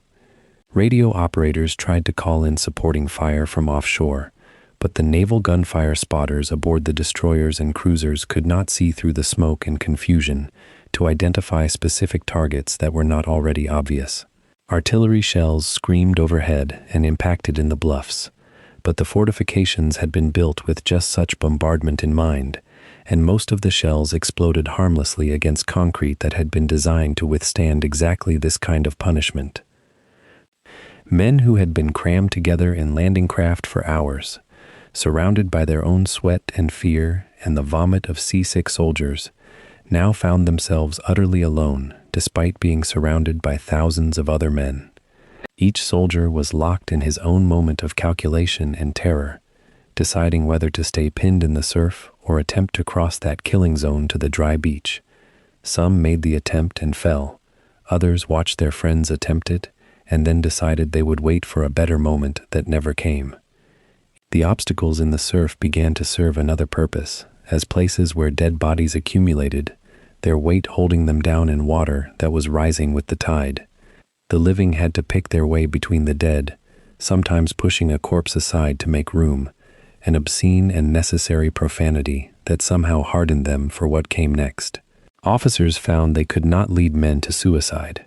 The men had to choose it themselves, and so the officers and sergeants walked up the beach without waiting to see if anyone was following, knowing that if they reached the dry sand and survived, others would find the courage to follow. It was a calculus of shame and survival that worked in ways that direct orders could never have achieved. The reinforcement waves coming ashore found not a foothold but a disaster. Assault craft that had been scheduled to land in waves, compressed into neat temporal intervals, instead arrived to find the beach in chaos and German fire still undiminished. Officers aboard these craft had to make immediate decisions. Do we land anyway and add our troops to the carnage, or do we circle and wait for a better moment? To circle was to lose the precise coordination upon which the entire operation depended. To land was to feed more men into what appeared to be a slaughter pen. Most commanders chose to land, and their soldiers poured out of the boats into a scene of devastation that exceeded anything in their training exercises or in the most pessimistic briefings they had received. They waded through water that was already thick with wounded and dying men. They had to step over bodies that were being dragged back out to sea by the tide, and they carried that image with them, the sight of American soldiers being pulled away from the shore, as if the beach itself was rejecting them, as if even the water wanted them gone. The confusion grew more absolute as more men arrived and stacked up behind the barriers of those already pinned. Communications broke down because radio nets were overloaded with reports of casualties and requests for fire support and frantic cries for medical aid. Officers who had trained for months to lead their men in coordinated assaults found themselves unable to locate their units, unable to communicate with their battalion commanders, unable to do anything except organize the soldiers immediately around them into small groups and attempt to move them forward. A private would link up with a sergeant from a different company, and they would find an officer from yet a third unit, and these strangers would form a spontaneous small unit and attempt to move up the beach. Sometimes it worked, sometimes they were cut down before they had gone more than a few feet. The beaches on either side of Omaha, Utah to the west and Gold to the east, were reporting easier landings and making progress inland. But on Omaha, the men had no knowledge of that. They knew only what they could see, which was German fire and American bodies and the rising tide that threatened to drown men who could not move off the beach because they were paralyzed by fire. The mathematical reality of the moment was grim. More men were being landed than could be accommodated in the available shelter, and the rate of landing was faster than the rate of advance off the beach. This created a feedback loop of disaster, where soldiers arriving fresh from the boats immediately became targets in a space that was becoming increasingly crowded. Supply units that were supposed to land with ammunition and medical supplies were forced to wait offshore or circle back because there was no room to offload them. Wounded men accumulated on the beach because there was no evacuation capability. The ambulances and aid stations were supposed to be established once the beachhead was secured, but the beachhead was not being secured. It was being held barely, moment to moment, against the possibility of complete collapse. Medics moved among the wounded with morphine and bandages, but they could not move everyone, and they had to make rapid decisions about who could be saved and who could not. These were young men, many in their first combat experience, making moral judgments that no one should have to make. Is this soldier too far gone? Can I save this one with a tourniquet and pressure bandage? Am I letting this man die because I am afraid to move closer to the German positions? The weight of those choices would follow them for decades. Officers and senior non-commissioned officers began to recognize that paralysis itself was becoming the enemy as much as German fire.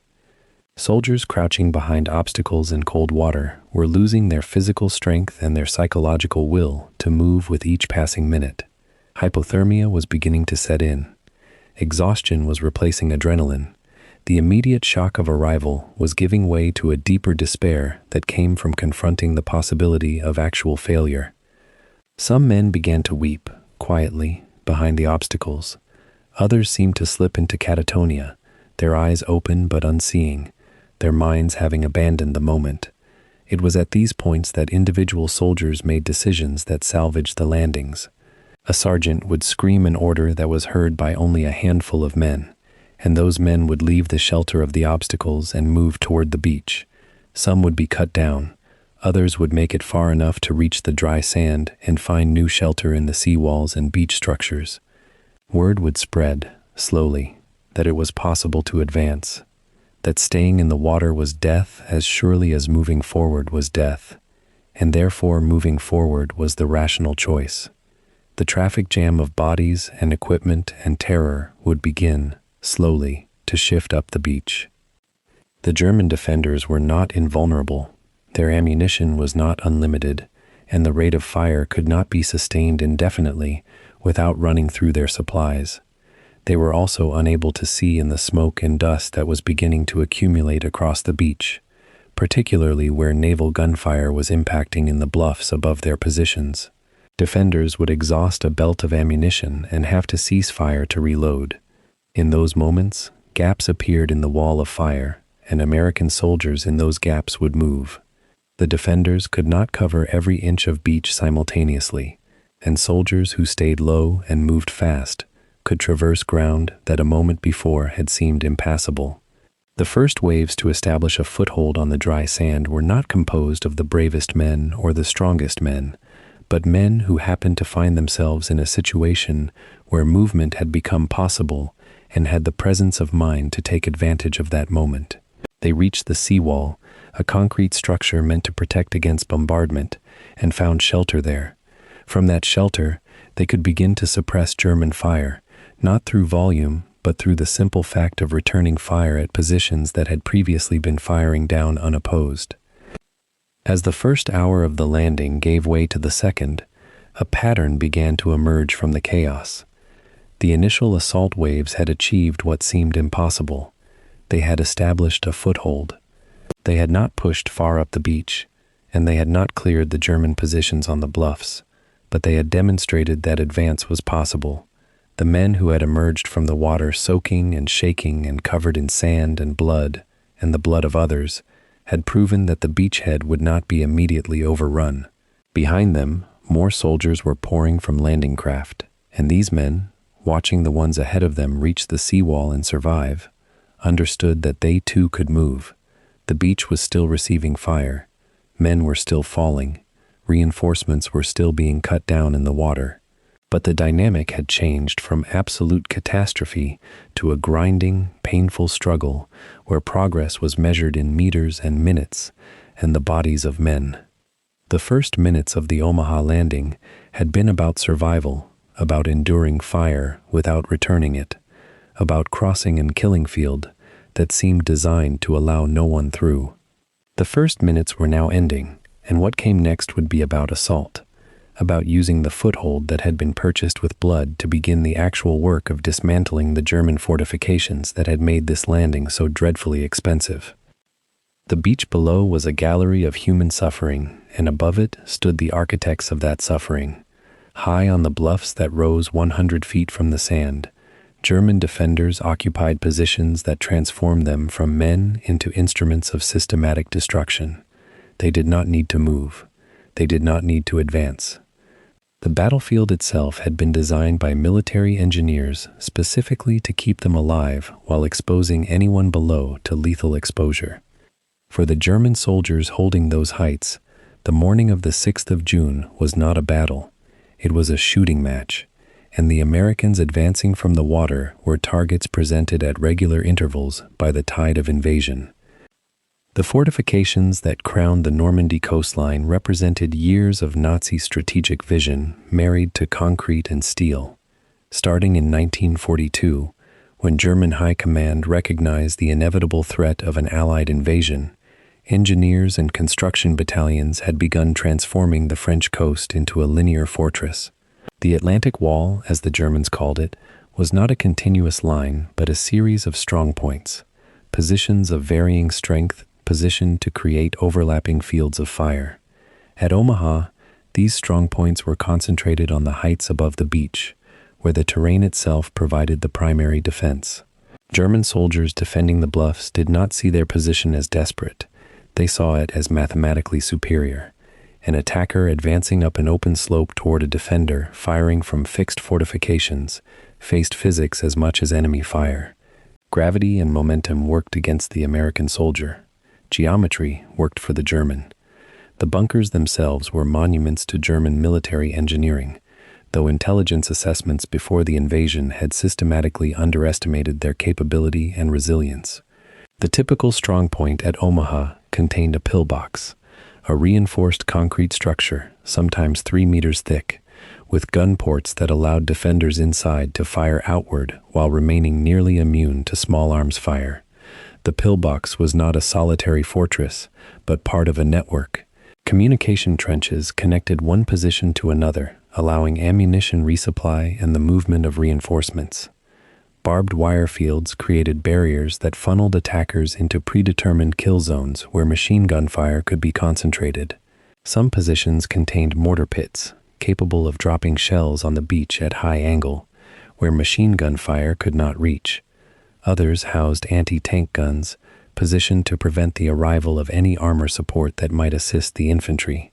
The positions were not arranged in a simple line but in depth.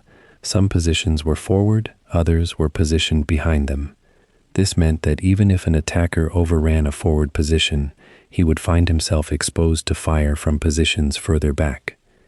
What made these fortifications particularly lethal on the morning of June was the visibility they commanded. The beach at Omaha was wide but flat and exposed. At high tide, soldiers faced roughly 200 yards of open sand with minimal natural cover. At low tide, that distance expanded to nearly 400 yards. Intelligence officers before the invasion had recommended landing at high tide to minimize exposure distance, which placed men closer to the bluffs and therefore closer to cover and concealment. But high tide meant landing among underwater obstacles, steel hedgehogs and wooden stakes planted by the Germans specifically to wreck landing craft. The tactical decision had been made to land at low tide when obstacles were visible and could be avoided, accepting the penalty of maximum exposure distance. The German defenders high above possessed clear sight lines to every yard of that exposed approach. A machine gunner in a pillbox on the bluff could see the entire progression of the invasion approaching from the water, the landing craft diminishing in size as they approached, the doors dropping, the men beginning their wade toward shore. From positions on the bluffs, the defenders could observe the precise moment each assault wave became vulnerable to their fire. They did not need to aim at moving targets. They could simply lay their guns on the beach and wait for the targets to walk into their field of view. The German soldiers manning these positions were not necessarily the elite of the Wehrmacht, but they possessed one supreme advantage. They were already in place. They had been in these fortifications for weeks or months, and they knew every yard of their field of fire. They had conducted weapons practice firing across the beach.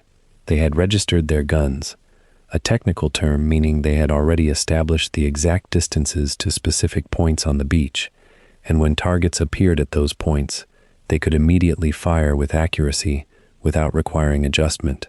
When American soldiers emerged from the landing craft and began their wade through the surf, German machine gunners did not need to calculate range or adjust fire. They simply squeezed the trigger and walked the stream of bullets across the advancing men. The sound of the machine gun fire, the distinctive rapid tatting that seemed to come from everywhere at once, mixed with the screams of wounded men and the shouts of officers attempting to maintain order. But the fire was not random. It was disciplined and systematic, the product of soldiers who understood that their survival depended on preventing the American infantry from reaching the base of the bluff. What the invasion planners had not fully anticipated was the strength of this defense and its ability to persist. The intelligence estimates suggested that the American Navy and Air Force bombardment during the night and early morning would suppress German positions long enough to allow the assault waves to establish a foothold. Hundreds of Navy guns had fired into Omaha, and Allied aircraft had dropped tons of ordnance on suspected German positions. The assumption was that such overwhelming firepower would destroy bunkers and scatter defenders. In reality, the bombardment had been largely ineffective. Some positions were hit, but many had been missed entirely. The concrete of the pillboxes proved extraordinarily resistant to all but the most direct hits. Many German defenders had sheltered underground during the bombardment and emerged unscathed when American soldiers appeared on the beach. The fortifications that had seemed vulnerable in photograph and intelligence briefing proved formidable when American soldiers confronted them in reality. The bunkers were not easily destroyed by rifle fire or grenades. They were not easy to assault when they commanded clear fields of fire and were protected by barbed wire and anti-tank obstacles. The defenders, though relatively few in number, perhaps 1,000 men holding the entire Omaha sector, possessed a structural advantage so significant that for the first hours of the invasion, their position seemed potentially impregnable. The firepower that the Germans concentrated on Omaha was not exceptional in volume compared to what other beaches received, but it was precisely calibrated to the terrain and the approach. The machine guns firing down the slope had ranges measured in hundreds of yards, and the open beach provided no effective cover. Mortar fire fell on the beach, on the water's edge, and on the sandbars and obstacles where American soldiers sought shelter. The Germans were not attempting to kill every American on the beach, an impossible task given the numbers being landed. Their objective was more modest and more achievable: prevent the establishment of a secure beachhead. As long as American soldiers remained pinned on the open beach, unable to advance to the bluff and unable to organize assault formations, the beachhead was still vulnerable. Counterattack was possible. The landing could fail. The fortifications on the bluffs were not impregnable fortresses. They were tactically strong positions held by determined men who understood that their lives depended on preventing the American advance. The contrast between the plans devised in England and the reality confronted in France could not have been sharper. The invasion plans assumed rapid progress inland. Planners had expected the beachhead to extend several miles by the end of the first day. The reality was that American soldiers were pinned in the surf and on the wet sand, unable to move forward against machine gun fire, unable to flank positions protected by barbed wire and obstacles, unable to silence guns mounted in concrete that withstood all but the most direct and lucky hits. The fortifications themselves seemed to mock the American effort. They were small, relatively unimpressive structures from a distance, but up close, under fire, they were nearly invisible and nearly invulnerable. Soldiers attempting to rush across the open beach found themselves cut down by fire from positions they could not see clearly and could not reach without exposing themselves to even more intense fire. The combination of terrain, fortification, and disciplined defense created a tactical stalemate that threatened to turn the invasion into a catastrophe. What the American infantry facing Omaha now understood, lying in the surf or crouched behind useless obstacles, was that courage and determination, while necessary, were not sufficient against positions of this strength. The army had trained for beach assault, but training could not fully simulate the shock of seeing men cut down beside you by fire, coming from positions you could not see. Training could not replicate the paralysis that came when your officer fell wounded and the enemy fire did not slack. Training could not prepare soldiers for the choice between moving forward into that fire or remaining pinned in the surf, where additional waves of landing craft would add to the chaos and the casualties. The fortifications had done their work even before the battle for the bluff began. They had transformed the American beachhead from an organized assault into scattered groups of survivors searching for any scrap of shelter. They had killed and wounded thousands of men in the first minutes of the landing. They had demonstrated that the American invasion, for all its planning and all its scale, was not automatically assured of success. The outcome of the Normandy invasion remained genuinely uncertain, and the fortifications on the bluffs were the mechanism that maintained that uncertainty. The German defenders, watching from their positions, believed they might prevail. They had held the line through the naval bombardment. They had repelled the first waves of assault. The American advance was stalled. Counterattack forces were moving forward to contain the beachhead and potentially push it back into the sea. The fortifications had transformed a moment of American vulnerability into a moment of German possibility. In a few hours, the calculus would change. More American soldiers would land, organization would emerge from chaos, leadership would rally scattered men into coordinated assault formations. But for this moment, measured in minutes that seemed to stretch into hours, the concrete and steel and determined men on the bluffs held the fate of nations in their hands. The fortifications were not conquering Normandy, but they were preventing its conquest, and that was enough to make victory uncertain and the outcome obscure. The beachhead below was a portrait of failure, and the fortifications above held the brush. The chaos that consumed Omaha Beach in those first hours was not random. Beneath the noise and terror and blood, a quiet struggle was unfolding, a struggle not against the enemy alone, but against the impulse toward surrender, against the paralysis that threatened to transform hundreds of thousands of men into passive victims. The men pinned in the surf and behind the obstacles did not lack courage. What they lacked in those critical minutes was organization, purpose, and voices willing to stand and lead when the only rational calculation suggested that standing meant death. This is where the backbone of armies reveals itself, not in grand strategy or overwhelming numbers, but in the willingness of a handful of men to act decisively when every instinct screams for inaction. The survival of the Omaha beachhead would depend not on miraculous turnarounds or sudden reversals of firepower, but on sergeants and officers who refused to accept that the beach belonged to the Germans, who understood that paralysis was a choice, and that one man standing and moving could shatter the spell of fear that held hundreds in place. Colonel George Taylor was not the most celebrated commander at Normandy. History would later focus its spotlight on generals and strategic architects, on Eisenhower and Bradley and Montgomery, men who made decisions from across the Channel based on maps and intelligence reports. But on Omaha Beach itself, when the landing craft doors opened and the killing began in earnest, it was men like Taylor who determined whether Americans would cower behind obstacles or climb toward the bluffs. Taylor arrived in one of the early assault waves, and what he encountered was a scene of systematic destruction. Soldiers who should have been advancing inland were instead compressed into narrow bands of relative safety behind the concrete obstacles designed to stop tanks and landing craft. They were packed together, making them easier targets, and the very density of human bodies created a psychological trap. If everyone around you is hunkered down, staying hunkered down seems reasonable, even wise. Machine gun fire raked across the beach in regular, methodical sweeps. Mortars dropped from the sky in their eerie whistle and concussion. Men were dying not from bold assaults on German positions, but from the simple act of being visible, from being in the wrong place when German gunners adjusted their aim.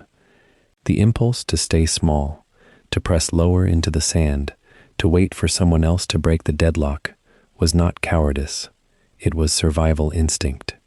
What Taylor understood, in that moment when most men would have been calculating their odds, was that survival instinct had become the enemy.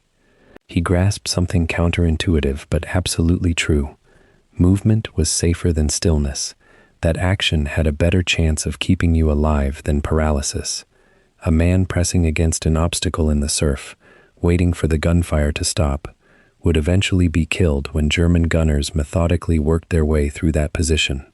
A man who stood, ran, and climbed toward the bluffs might be killed, but at least he had a chance. And more importantly, his movement broke the spell, created confusion in the German defensive line, forced gunners to recalculate and adjust. Taylor made a decision in those minutes that had nothing to do with his rank or his strategic wisdom, and everything to do with recognizing that at this particular moment, at this particular place, someone had to act or everyone would die. He rose from his position and moved toward a group of soldiers cowering behind the obstacles. He did not order them to stand. Instead, he began to move, to walk, and then to run toward the bluffs. And in doing so, he created a vacuum that human beings could not resist filling. Where there is action, there is hope. Where there is a leader moving toward danger, there is a reason to follow. The other officers and sergeants scattered across the beach began to do the same. These were men of varying experience and temperament, but they shared a common recognition. The only way off the beach was through it, and the only way through it was to move up toward the bluffs and suppress the German fire from above.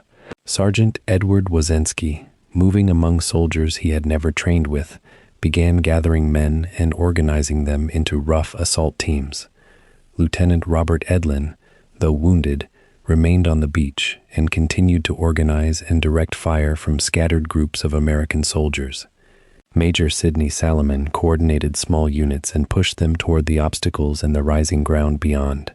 These were not names that would appear in official communiques or be celebrated in newspaper editorials back home. They were company-grade officers and non-commissioned officers who understood that this moment required them to transform fear into action, disorder into purpose. They moved through the chaos, not shouting grand exhortations, but speaking directly to the men around them, pointing toward objectives, giving specific orders, making clear that movement was happening now and they should join it or be left behind. The challenge facing these leaders was not merely tactical, but psychological. Men who have been pinned down by accurate fire often reach a point of inertia that grows stronger with each passing minute. As time passes, the possibility of moving seems more distant, not less. Psychological research would later document this phenomenon, but soldiers understood it instinctively. The longer you stayed pinned, the harder it became to make yourself vulnerable by standing up. The small groups that began to move inland from the beach were often composed of men from different units, soldiers who did not know their leaders, men who had been trained separately, and in some cases did not understand the overall objectives of their assault. Yet when someone stood and moved, when a sergeant pointed toward the wire and the bluffs and said, "Follow me," men followed. Not all of them, not without hesitation, but enough of them, and that was the margin between catastrophe and success. The psychological momentum of leadership, of visible action and deliberate movement, proved more powerful than the paralysis of fear. The movement toward the bluffs was not executed according to doctrine or pre-planned assault formations.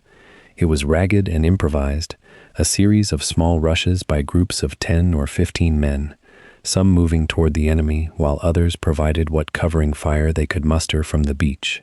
Machine gun teams established themselves behind whatever shelter they could find and suppressed German fire long enough for infantry to advance 50 yards, then 100 yards, toward the obstacles and the rising ground beyond. These small acts of coordinated movement, multiplied across the width of the beach, began to create something that the German defenders had not anticipated: a growing momentum of American soldiers moving inland rather than accumulating on the beach. The defenders, numbering in the hundreds rather than thousands, found themselves unable to suppress all movement simultaneously. As some American soldiers climbed toward the bluffs, their presence forced German gunners to shift fire, which allowed other groups to move. The tactical situation, which had seemed frozen in those first hours, began to shift. Colonel Taylor and other leaders demonstrated a crucial principle that extended beyond Omaha Beach and into military doctrine itself: that in moments of chaos and confusion, visible leadership becomes force multiplier. An officer or sergeant who clearly understood the objective and was willing to move toward it could command the obedience of dozens or even hundreds of men without elaborate orders or formal communications. There was something in the human spirit that responded to this kind of leadership, something that said, if he is willing to walk toward the machine gun fire, I can do the same. This was not Hollywood dramatization. It was the functional reality of warfare in the era before modern communications, when a sergeant with a whistle and a Thompson submachine gun could accomplish more than a general with a radio. These leaders could not see the entire beach or understand the full scope of what was happening beyond their immediate vision. They could not receive orders from higher command or coordinate with other units with any precision. They could only lead by example, by understanding their immediate objective and by making clear through action that someone was in control, that the situation, however dire, was not hopeless. The climb toward the bluffs was where the assaults began to take genuine shape. Small teams, often led by sergeants rather than officers, began to navigate the obstacles and move through the shallow water toward the beach proper and then toward the base of the bluffs. Once out of the water, they encountered barbed wire, strand upon strand of it, creating obstacles that had to be blown or cut or simply charged through. This is where the Bangalore torpedoes, long pipes filled with explosive, became essential tools. Teams would push them into the wire, detonate them, and create narrow gaps through which infantry could pour. Men threw themselves at these gaps with a kind of desperate energy, knowing that delay meant more casualties, that momentum was all they had. German defenders continued to fire from the heights, but they were now engaged by men moving toward them rather than men frozen on the beach. The psychological and tactical situation had fundamentally shifted. What made the difference in these critical hours was not any single act of heroism, though heroism was abundant. It was instead the cumulative effect of dozens of leaders, acting with relative independence, making decisions about how to move their men forward. There was no grand master plan unfolding with precision. The pre-invasion planning had been devastated by the reality of German defenses and the chaos of the landing. Instead, what emerged was a kind of organized improvisation, where experienced leaders understood that the objective was to get off the beach and up the bluffs, and they found ways to make that happen despite the obstacles and the fire. This kind of flexible, decentralized leadership is perhaps the most difficult to achieve in military organizations, which typically prize hierarchy and centralized command. Yet on Omaha Beach, it became the crucial ingredient in salvaging a situation that could easily have descended into permanent paralysis. By mid-morning, hours after the first landings, the picture had begun to change. American soldiers were moving inland at multiple points along the beach. The fortress positions on the bluffs were no longer impregnable. They were under pressure from below, from men who had overcome the paralysis of the initial landing and the obstacles and were now attacking with grenades and rifles and bayonets. German defenders found themselves in a deteriorating position. They could not simultaneously defend against attacks coming from multiple directions across the full width of the beach. Casualties mounted among the defenders as American soldiers, fighting in small groups and under the leadership of sergeants and junior officers, began to overcome the fortifications. The psychological moment had passed. The question was no longer whether the beachhead would be established, but at what cost and how quickly the Americans could consolidate their position. Colonel Taylor would later be remembered, not because his name appeared in official records, or because he commanded thousands, or made strategic decisions that altered the course of the war. He would be remembered because in a moment when the only rational choice seemed to be remaining pinned and hoping for rescue, he chose to move, to act, and to show the men around him that the beach, however deadly, was not their grave. The chain of command that day functioned not through formal hierarchy, but through the willingness of men to respond to visible examples of courage and purposeful action. This is the lesson that Omaha Beach teaches about leadership under fire, that in the moments when organization breaks down and plans collapse under the weight of reality, the difference between success and failure often comes down to individuals who refuse to accept paralysis as an option. By mid-morning on the 6th of June, the beach at Omaha remained a graveyard of broken intentions. The American forces trapped in the shallows and on the sand faced a seemingly impossible choice: remain pinned and die from artillery and machine gun fire, or advance into the face of that same fire and hope that momentum could overcome the fortifications above. What separated survival from slaughter in the hours that followed was not heroic mythology. It was small unit leadership, tactical innovation, and the grinding accumulation of small victories that together transformed stalemate into breakthrough. The bluffs that had appeared so formidable from offshore, the German positions that had held back wave after wave of American soldiers, would be taken not in a single dramatic surge, but through methodical, exhausting combat that would consume the morning and stretch into early afternoon. The German defenders in their pillboxes and trenches held tactical advantage that seemed almost insurmountable. Concrete fortifications studded the bluff face, positioned to command enfilading fire across the entire stretch of sand. Each position was reinforced with barbed wire, anti-tank obstacles, and interlocking fields of fire that meant any American soldier moving upward was exposed to crossfire from multiple directions. Yet the German strength contained within it a critical weakness that would become apparent as the morning progressed. The defenders were few in number. The sector assigned to defend Omaha was held by elements of the 716th Infantry Regiment and supporting units, fewer than 1,000 soldiers in prepared positions. Against the landing craft continuing to beach themselves despite mounting casualties, against the thousands of American soldiers who were slowly, painfully accumulating on the sand despite the price in blood, this small German force faced the mathematics of attrition.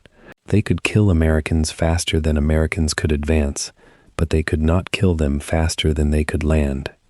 American commanders on the beach, recognizing that the existing strategy of frontal assault was producing casualty rates incompatible with victory, began organizing alternative approaches.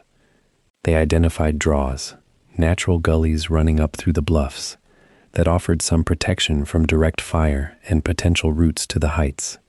They gathered scattered soldiers and formed them into ad hoc assault teams built around surviving squad leaders and officers. They began calling for fire support from offshore, naval gunfire from destroyers and cruisers that could rake the German positions with concentrated fire and suppress enemy weapons long enough for infantry to advance. These actions were not coordinated by any single master plan issued from higher headquarters. Rather, they emerged from the improvisation of junior leaders adapting to conditions that bore no resemblance to the carefully orchestrated scenarios practiced in the weeks before the invasion. A sergeant would identify 3 or 4 soldiers nearby, explain the route up a draw, and prepare to lead them forward. An officer would call for covering fire from a machine gun team pinned 50 yards to his left. Small groups would move, halt, advance again, each movement gaining ground measured in yards rather than miles. The Bangalore torpedo became a critical tool in the hands of American engineers and infantry working to crack the German defensive line. These long metal tubes packed with explosives were designed to be assembled and pushed forward to breach barbed wire obstacles, a task that required soldiers to expose themselves to fire while handling explosive charges. The courage required to push a Bangalore forward through enemy fire while colleagues laid down supporting fire was the quiet kind, not celebrated in headlines, but essential to breaking through. Teams would assemble the torpedoes in shelter where possible, push them forward under cover of smoke and suppressive fire, and then detonate them to create gaps in the wire. German defenders attempted to destroy these charges with sniper fire and aimed mortar bursts, but the sheer desperation of the American soldiers attempting the task meant that enough gaps were eventually blown to allow infantry to move forward. The sound of each explosion would be followed by a brief window of opportunity, American soldiers rising from whatever shelter they had found and moving forward before German machine gunners could reposition and resume fire. Grenades became the currency of close combat on the bluffs. As American soldiers closed on German fortifications, the engagement would evolve from firefights at distance to close-quarters assaults on concrete bunkers and dugouts. A German machine gun position would be spotted. American soldiers would work their way closer, yard by yard, using terrain and suppressive fire to mask their movement. When they had closed to effective range, typically between 10 and 30 yards, grenades would be hurled into or near the position. The explosion would stun or kill the defenders, or force them to abandon the position temporarily. American soldiers would rush the position, clear it with rifle fire and more grenades, and in many cases discover that it had been held by only 2 or 3 German soldiers fighting with a discipline and focus that belied their isolation. The repeated nature of this process, hundreds of small assaults on individual positions throughout the morning, slowly, systematically dismantled the German defensive system from the beach upward. Machine gun teams became the spearhead of American assault tactics. Rather than relying solely on rifle companies to push forward, American squad and platoon leaders would position light and medium machine guns to lay sustained suppressive fire on German positions while infantry assaulted. A German sniper might pin down a squad, but a machine gun team laying burst after burst into the area where the sniper was located would force him to take cover or shift position, allowing the infantry to advance. A machine gun team pinned by artillery would call for smoke, and within minutes white smoke would obscure the enemy's view while American soldiers repositioned. The interplay between supporting fire and assaulting infantry became increasingly sophisticated and effective as American soldiers learned through brutal experience what worked and what did not. Those teams that mastered this coordination, that understood how to suppress, advance, and assault in rapid sequence, became increasingly effective at breaking through German defenses that earlier waves had found impenetrable. By late morning, roughly 6 to 8 hours after the first assault waves had touched the beach, American soldiers began reaching the summit of the bluffs in greater numbers. This represented a crossing of a psychological and tactical threshold. Once Americans held the high ground, the German defenders could no longer command the entire beach with uncontested fire. New landing craft could beach themselves with some measure of protection. Wounded could be evacuated without being exposed to machine gun fire during their movement. Supply could begin to flow ashore in quantities sufficient to sustain an offensive. The German defenders who had remained in fortifications too long found themselves increasingly surrounded and isolated, their enfilade fire neutralized by Americans now shooting down on them from positions they had previously held. The inevitable German counterattacks began, small groups of German soldiers attempting to retake fortifications or push American soldiers back toward the beach, but these were broken up by American fire and failed to gain traction. The initiative, which had belonged entirely to the German defenders in the opening hours, had begun to pass to the Americans. The role of German miscalculation in their inability to contain the American beachhead became clearer as the morning progressed. Strategic reserves that might have been committed to Omaha had been locked away at Pas-de-Calais by Operation Fortitude, the elaborate deception campaign that had convinced German high command the main invasion would come elsewhere. Tactical reserves that might have been deployed to the beach had been committed to other sectors or delayed by factors including Allied air superiority that made daylight movement of large formations catastrophically dangerous. The German 7th Army commander, Marshal Erwin Rommel, was absent from his headquarters, traveling in Germany for his wife's birthday. Higher command did not commit available reserves quickly enough to exploit the opportunity window presented by the chaos on the beach during the early hours. By the time German commanders had fully grasped the scale and seriousness of the invasion, American soldiers were already moving off the beach and consolidating positions on the bluffs. What might have been a much different battle if German reserves had been immediately available and quickly committed had instead become a race between American ability to reinforce and consolidate versus German capacity to organize an effective counteroffensive. As afternoon light began to slant across the bluffs, American soldiers established something approaching a coherent defensive line on the heights above Omaha Beach. This line was not perfectly organized, gaps remained, and isolated German soldiers continued to resist in pockets throughout the area. But the essential objective had been achieved. German defenders had lost the ability to mass sufficient firepower to prevent American reinforcement and consolidation. Supply lines, still chaotic and improvised, began to function sufficiently to keep American soldiers fighting. Wounded Americans could be evacuated to ships offshore, where medical personnel worked frantically to save lives. New landing craft continued to arrive, disgorging fresh soldiers and equipment onto the beach, knowing that while these men and supplies could be hit by shell fire, they would no longer be subjected to the pitiless machine gun fire that had turned the landing into a slaughter during the early hours. The transition from desperation to consolidation, visible in the distribution of American soldiers and equipment and firepower across the beach and bluffs, represented the true turning point of the day. The human cost of taking the bluffs lay scattered across the beach and heights in numbers that American commanders were only beginning to comprehend. Men lay dead and wounded across terrain that soldiers had gained yard by yard throughout the morning. Medics moved among the casualties, attempting to treat the most serious wounds despite lacking adequate supplies and shelter. The wounded who could move under their own power limped toward the beach, hoping to reach transport back to ships where proper medical care existed. Those who could not move had to be carried or left to the care of medics who moved among them when the fighting permitted. Burial details began identifying the dead and attempting to gather them in designated areas, a grim responsibility that would continue for days as the full scope of casualties became clear.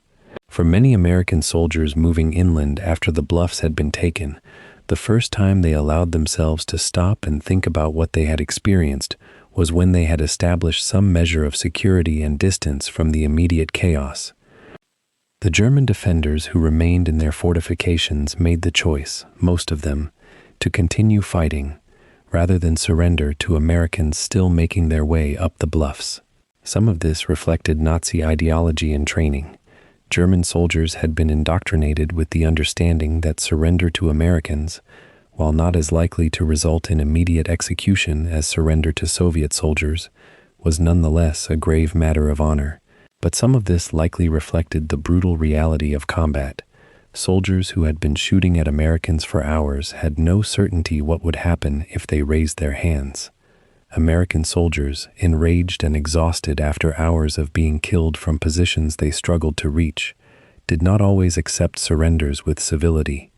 The result was that many German soldiers died in positions they might have escaped through surrender, and many American soldiers were killed assaulting fortifications that might have been abandoned if surrender had seemed like a viable option.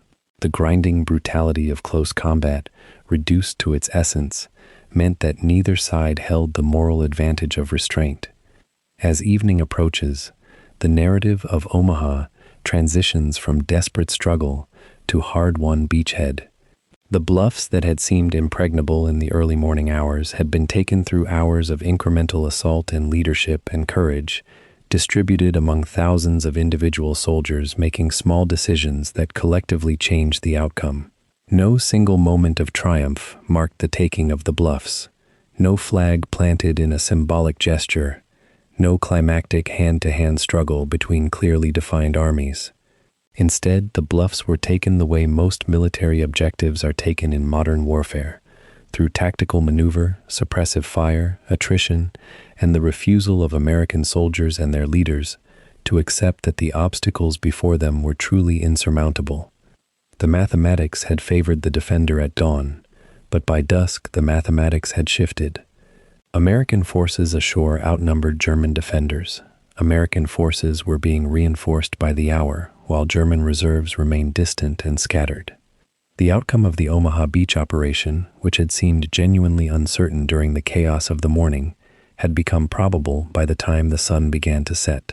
The sacrifice that made this probable outcome possible would be counted not in hundreds, but in thousands, a price that American commanders and soldiers had understood before they ever approached the French coast, and a price they had decided was necessary if freedom itself was to survive.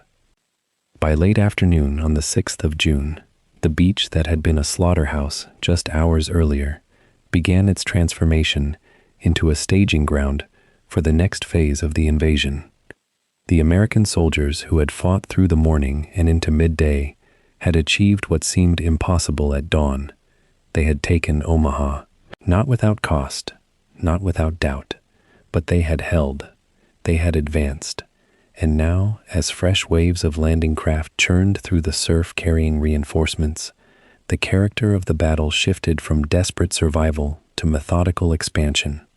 The foothold was secure.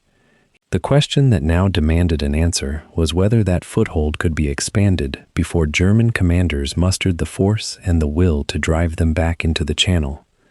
The soldiers who climbed the bluffs in the afternoon hours found a different landscape than the one that had greeted the dawn assault. The German defensive positions that had seemed so formidable in the morning light had been systematically dismantled, one bunker at a time, through hours of coordinated small unit action. Machine gun nests had been neutralized. Artillery observers had been forced to abandon their posts.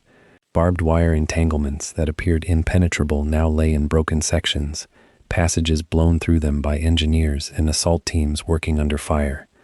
The German soldiers who had occupied these positions with such discipline and effect were either dead, wounded, or falling back to secondary positions further inland. The beach itself, though still receiving sporadic artillery fire from German guns further south and east, had ceased to be a killing ground and had become instead a sprawling logistical hub. Thousands upon thousands of American soldiers now moved across Omaha in organized fashion, forming up in units and pushing inland toward their assigned objectives. The chaos of the morning had crystallized into purpose. Officers knew where their men were supposed to go. Sergeants knew which men they were supposed to lead. Supply personnel began the monumental task of organizing the endless flow of ammunition, food, water, and medical supplies that would sustain the expansion. Engineers marked cleared routes through the minefield approaches to the beach. Chaplains moved among the wounded. Medics worked tirelessly to save those who could be saved. Graves registration personnel began the grim work of cataloging those who could not. The beach had become an organism, its various systems beginning to function with the efficiency born of careful planning and hard-won experience. The roads leading inland from Omaha ran through terrain that had been identified and studied by intelligence officers in the weeks before the invasion. Normandy in June was a world of hedgerows, small fields enclosed by dense vegetation and ancient earthworks that had defined the French countryside for centuries. These bocages, as the French called them, became a new kind of obstacle for American soldiers unfamiliar with fighting in such terrain. The hedgerows provided cover for German defenders but also broke up the open landscape that had made Omaha Beach so deadly. Small unit tactics replaced the mass formations that had been shattered in the surf. Platoons and squads learned to work through the hedgerows methodically, clearing each field, each bocage line, each village street. The casualties continued, but they were the casualties of infantry combat rather than the massacre of the morning. They were survivable. The towns of St. Laurent and Vierville, which had been objectives for the first day of the invasion, now lay within reach. St. Laurent, perched on the bluffs overlooking the beach from which so many American soldiers had fallen, had held German defenders in prepared positions. Vierville, slightly further inland and to the west, controlled roads that ran toward the larger town of Isigny. Both represented points of resistance that German commanders had deliberately fortified and that American planners had known would have to be seized. As afternoon turned toward evening, American units began the methodical process of assaulting these positions, using the lessons learned in the beach fighting and adapting them to the closer, more intimate nature of fighting through built-up areas. Machine gun fire from German soldiers in ruins and fortified buildings gave way to grenade assaults and the systematic clearing of structures room by room. By late afternoon, both towns were firmly in American hands, though German snipers and stragglers would continue to resist for days. The expansion of the beachhead was not a coordinated advance in the traditional sense of a formal military offensive.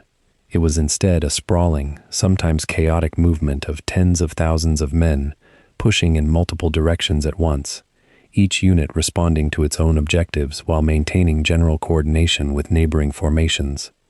Division commanders like Major General Clarence Hubner of the 1st Division, who had survived the beach fighting and now moved inland with his men, worked to consolidate the expanding perimeter and ensure that advances did not outpace supply lines or leave exposed flanks. The challenge was immense. Reports filtered back to the beach about German positions, about roads blocked by rubble, about pockets of resistance that had to be reduced. Commanders made decisions about where to push and where to hold, always aware that German reinforcements were moving toward Normandy and that the window to expand the beachhead before German counterattacks solidified was closing. German High Command in the afternoon of the 6th of June faced decisions that would prove catastrophic to their cause. Rommel, commanding German forces in Normandy, recognized that the Normandy landings represented the true invasion and not a feint at Pas-de-Calais as Operation Fortitude had convinced Berlin. But his authority to commit reserves was limited. Hitler had maintained personal control over panzer divisions and elite formations, refusing to release them without explicit orders from the Führer himself. In the crucial hours when German reserves might have been committed to drive the Americans back into the sea, delays in communication and the fragmentation of command authority meant that nothing happened. By the time German panzer formations began moving toward Normandy, American forces had moved too far inland, consolidated their positions too thoroughly, and brought too many reinforcements across the channel. The window in which the invasion could have been defeated through immediate decisive counterattack had closed. The first German counterattacks that afternoon proved almost perfunctory by comparison to what would come in the following days. A panzer grenadier unit, attacking from the direction of Formigny in the late afternoon, was met by American anti-tank guns and infantry fire and was forced to withdraw without achieving anything except adding to the casualty rolls on both sides. Another attempted German assault further to the west was broken up by American artillery. These attacks, while they demonstrated German willingness to fight, lacked the coordination, the mass, and the determination that would characterize German operations later in the Normandy campaign. They were the efforts of unit commanders attempting to restore the situation with the forces immediately at hand, not the coordinated strikes of a strategic counteroffensive. And by the time such strategic counteroffensives could be organized, American strength in Normandy had grown too much to be easily dislodged. By evening on the 6th of June, the United States First Army held a beachhead that extended roughly 6 kilometers inland at its deepest point and stretched for many kilometers along the coast. More than 100,000 American soldiers had been committed to the operation, with tens of thousands more aboard ships waiting to be landed as the bridgehead expanded. To the east, British and Canadian forces had achieved similar success at Gold, Juno, and Sword beaches, though their penetration inland had been less deep than the American advance at Omaha. These beachheads were not yet connected into a unified front, but they were no longer isolated pockets of resistance that could be picked off by German counterattacks. They were becoming a continuous line. The German forces in Normandy faced not an invasion that could be rapidly contained and expelled, but an expanding presence that with each passing hour would become more difficult to dislodge. The mathematical reality of the situation was becoming clear to German officers on the ground, even if it had not yet fully penetrated the consciousness of German high command. The logistics of the consolidation phase tested American organizational capacity in ways that even the beach fighting had not. Thousands of men required water, food, and ammunition every day. Thousands of wounded required immediate evacuation back to England by ship. Vehicles required fuel. Artillery required shells. Every ton of supply had to come across the channel in landing craft, through the beaches, and inland along roads that German engineers had prepared for destruction and that were still under sporadic artillery and mortar fire. The Mulberry artificial harbors, massive concrete structures towed across the channel to provide protected anchorage, were being assembled off the beaches. Supplies that had been stockpiled in English ports for months now began their journey toward the European continent.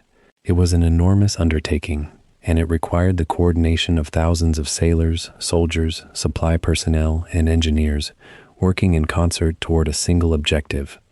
The soldiers themselves in the late afternoon of the 6th of June existed in a state of disorientation that would take time to fade.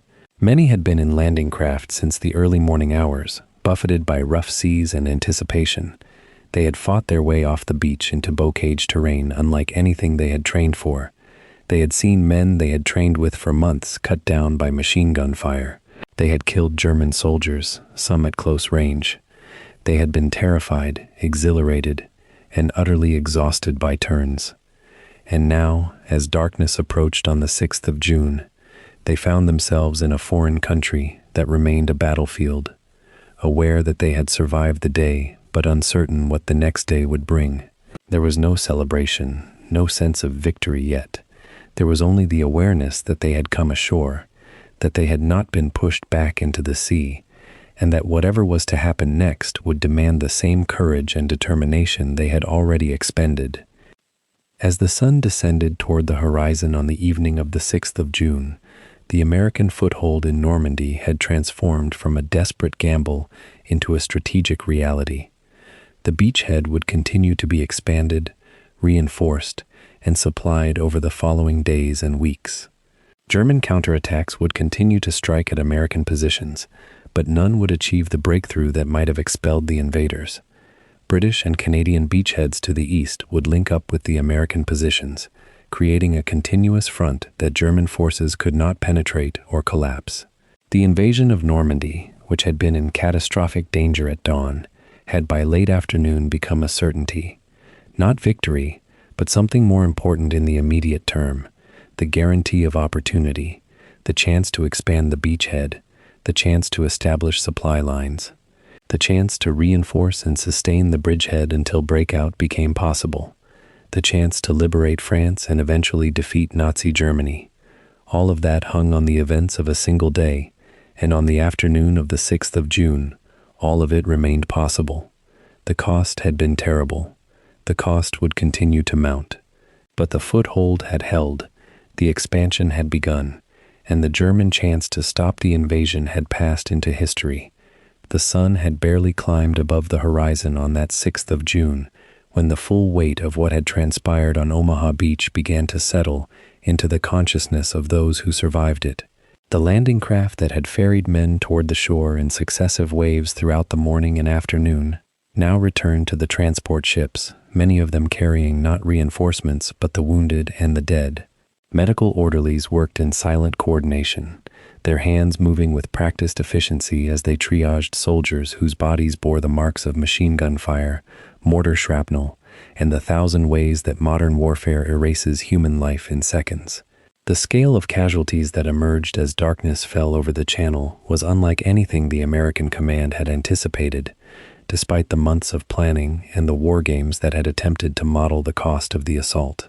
By the time the guns fell silent and officers could count their remaining strength, the arithmetic of Omaha became impossible to ignore. More than 2,000 American soldiers lay dead, dying, or wounded on that single stretch of beach. Among them, roughly 1,000 would not survive their injuries. In the mathematics of invasion, this was both a catastrophe and, paradoxically, a victory purchased at a price so steep that it would alter the national character of America in ways that would reverberate for generations to come. The shock of these numbers rippled through the command structure in ways both immediate and delayed. General Omar Bradley, watching from his command ship in the Channel, had feared the worst when reports of the first wave suggested that American forces might be pushed back into the sea, that the carefully orchestrated invasion might collapse under the weight of German defensive fire and terrain that proved even more formidable than intelligence suggested. He had carried with him the knowledge that the failure of Omaha would mean the failure of the entire Normandy operation, that German reserves held back by Operation Fortitude could be released to counterattack the other beachheads, and that the window of opportunity to establish a foothold in France might close forever. The alternative to accepting these casualties was accepting that the entire sacrifice already made, the men lost in training accidents, the resources assembled at such enormous cost, the months of planning and preparation, would be rendered meaningless. But knowing this intellectually and facing the human reality of what had been spent were two different things entirely. The casualty reports that filtered back to headquarters in the hours after the beachhead was secured forced commanders to confront the gap between strategic necessity and moral consequence. Officers who had made the decisions to land at Omaha, who had calculated the odds and deemed them acceptable, now carried the weight of names and faces and families informed by telegram that their son would not be coming home. The beaches themselves told the story in their own language, a language written in blood and debris that persisted long after the fighting had moved inland. The sand of Omaha, which had been the scene of some of the fiercest combat of the invasion, bore the physical marks of the battle fought there. Bodies were collected and moved to temporary graves established inland, away from the view of troops continuing to land. Medical stations set up behind the seawall became scenes of organized chaos as doctors and nurses worked without rest to save lives that could be saved, to ease the passage of those who could not. The wounded who were deemed stable enough to be moved were loaded onto landing craft and sent back across the channel to hospitals in England, where they would spend months or years recovering from wounds that would mark them for the rest of their lives. Some would recover fully, others would spend the remainder of their days in hospital beds or in their homes, their bodies forever changed by the wounds they received in those first hours on the beach. But the true magnitude of the cost extended far beyond the beaches themselves, into the homes and communities across America, where news arrived in small envelopes bearing the official seals of the War Department. The telegrams began arriving in the first days after the invasion, messages that opened with the stark formula of military notification: "We regret to inform you that your son." These words, repeated in thousands of variations, became the sound of Omaha Beach translated into the domestic language of grief and loss. Mothers received word that the sons they had seen off at train stations months or years earlier would not be coming back. Wives learned that they were now widows, their marriages ended not by choice or circumstance, but by the blunt force of history. Children who had never met their fathers began their lives in a world shaped by absence and the knowledge of sacrifice they were too young to understand, but would spend lifetimes trying to comprehend. The communities that had sent men to Omaha discovered that the cost was collective as well as individual, that entire towns had lost not just soldiers but teachers and shopkeepers and farmers' sons, young men who had been woven into the fabric of American life. In some cases, multiple members of the same family were casualties, adding a particular kind of devastation to the grief of parents already struggling to make sense of their loss. The price of Omaha was not paid solely on the beach. It was paid in countless homes where the silence of absence spoke louder than any sound the guns had made. The burden of surviving when so many others had not created a psychological aftermath that would prove as lasting as the physical wounds. Soldiers who had made it through Omaha alive carried with them not just memories of what they had witnessed, but the complicated emotion of guilt attached to survival itself. Men who had watched their friends die yards away, who had seen the body of a sergeant they respected float face down in the surf, who had advanced across the beach only because the soldier next to them had drawn fire and bought them the seconds they needed to move forward. These men returned from the beachhead with a weight that standard medical treatments of the time could not address. The term shell shock, carried over from the First World War, proved inadequate to describe what had happened to the minds of men who had endured the concentrated hell of Omaha. Many soldiers would return to lives that appeared normal on the surface, but were fundamentally altered beneath. They would lie awake at night, hearing the sounds of mortars and machine gun fire. They would experience sudden panic at loud noises. They would struggle to explain to civilians who had remained at home what they had experienced, and why that experience could never be fully translated into words. The survival of Omaha Beach thus carried within it a prolonged cost that would extend far beyond the immediate aftermath of the invasion, influencing the health and stability of survivors for decades to come. The strategic calculations that had made Omaha's assault necessary and unavoidable added a layer of moral complexity to the cost that commanders had to bear.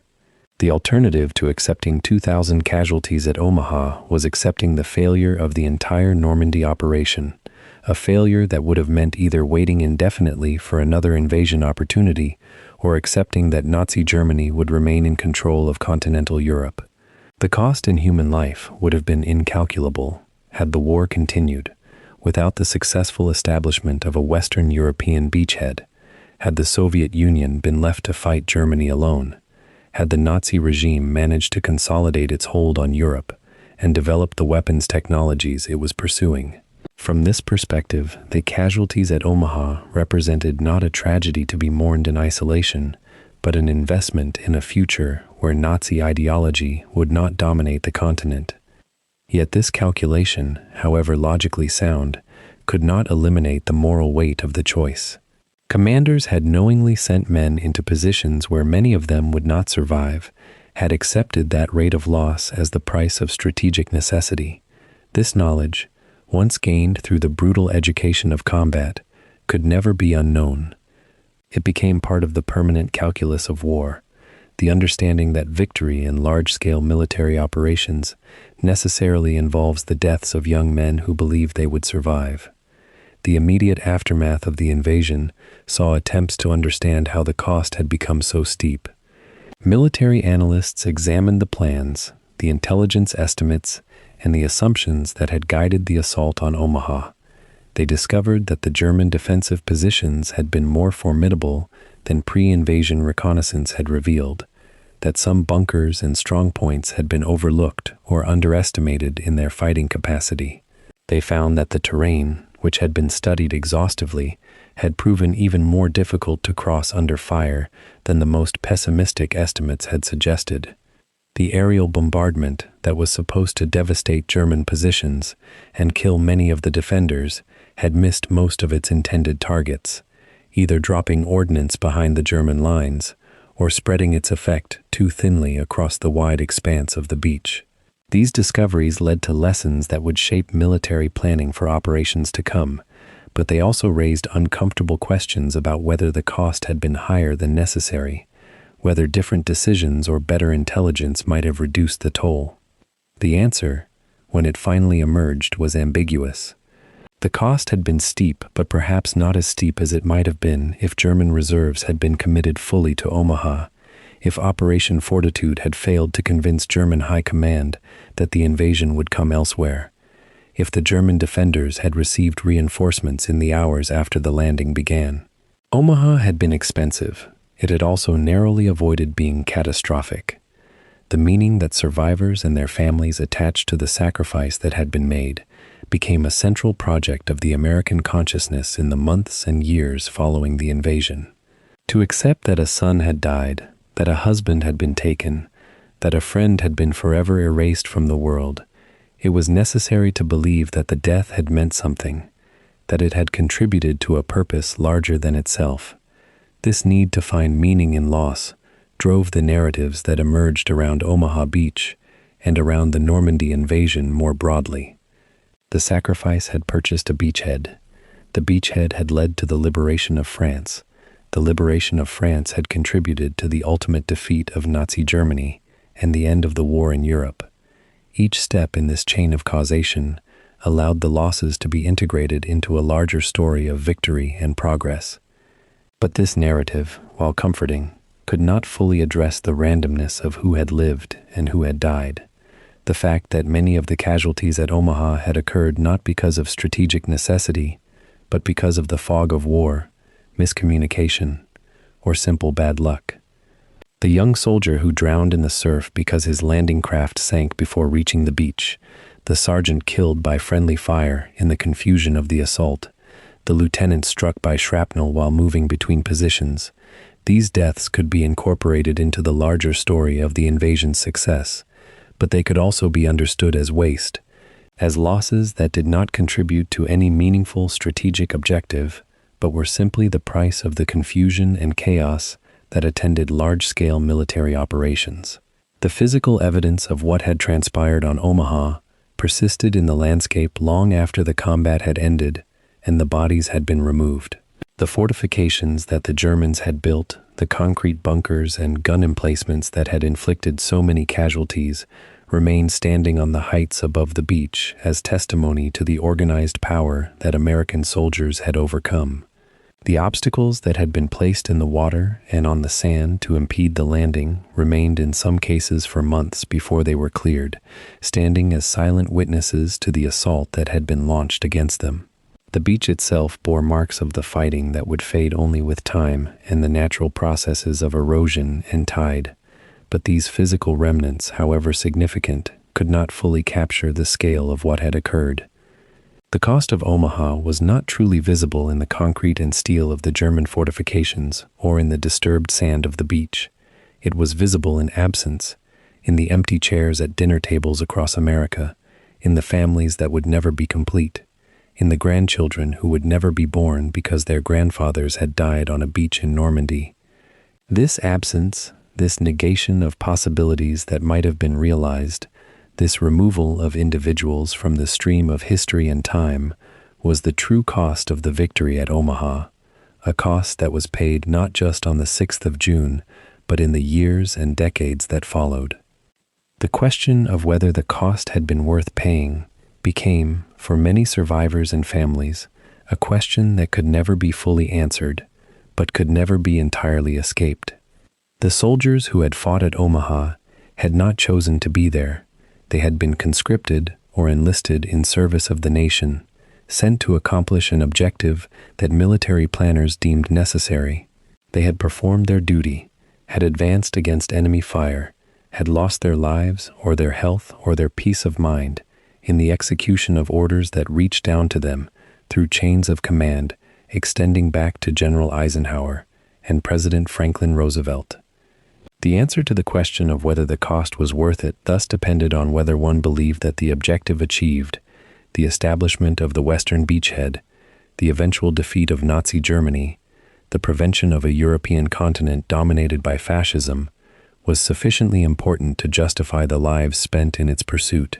For those who survived and those who had lost loved ones, the answer might be yes or no, or something more complicated, a qualified affirmation that the cost was necessary, but never acceptable, meaningful, but never welcome.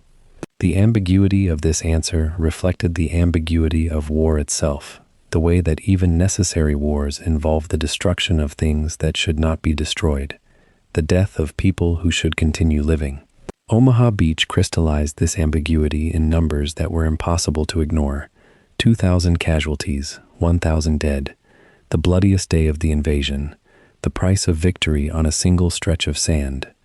The memorial practices that would eventually grow up around Omaha Beach and the invasion it represented became ways of managing and acknowledging this cost. The removal of the dead from the beach, their temporary burial in military cemeteries established in Normandy, and their eventual repatriation to the United States or permanent burial in American military cemeteries in France, became rituals that honored the fallen while also processing the scale of loss in manageable ways. The monuments erected at Omaha, the ceremonies held each year on the anniversary of the invasion, the preservation of the beach as a historical site, these practices transformed the scene of the battle into a place where the dead could be remembered and honored, where the living could confront the cost of the victory and integrate that knowledge into their understanding of history. Yet even as these memorial practices provided a framework for remembering and understanding what had happened at Omaha, they could not fully resolve the tension between the necessity of the invasion and the tragedy of the casualties it incurred. That tension remained, unresolved and perhaps unresolvable, a permanent part of the historical record and the collective memory of the nation that had paid the cost.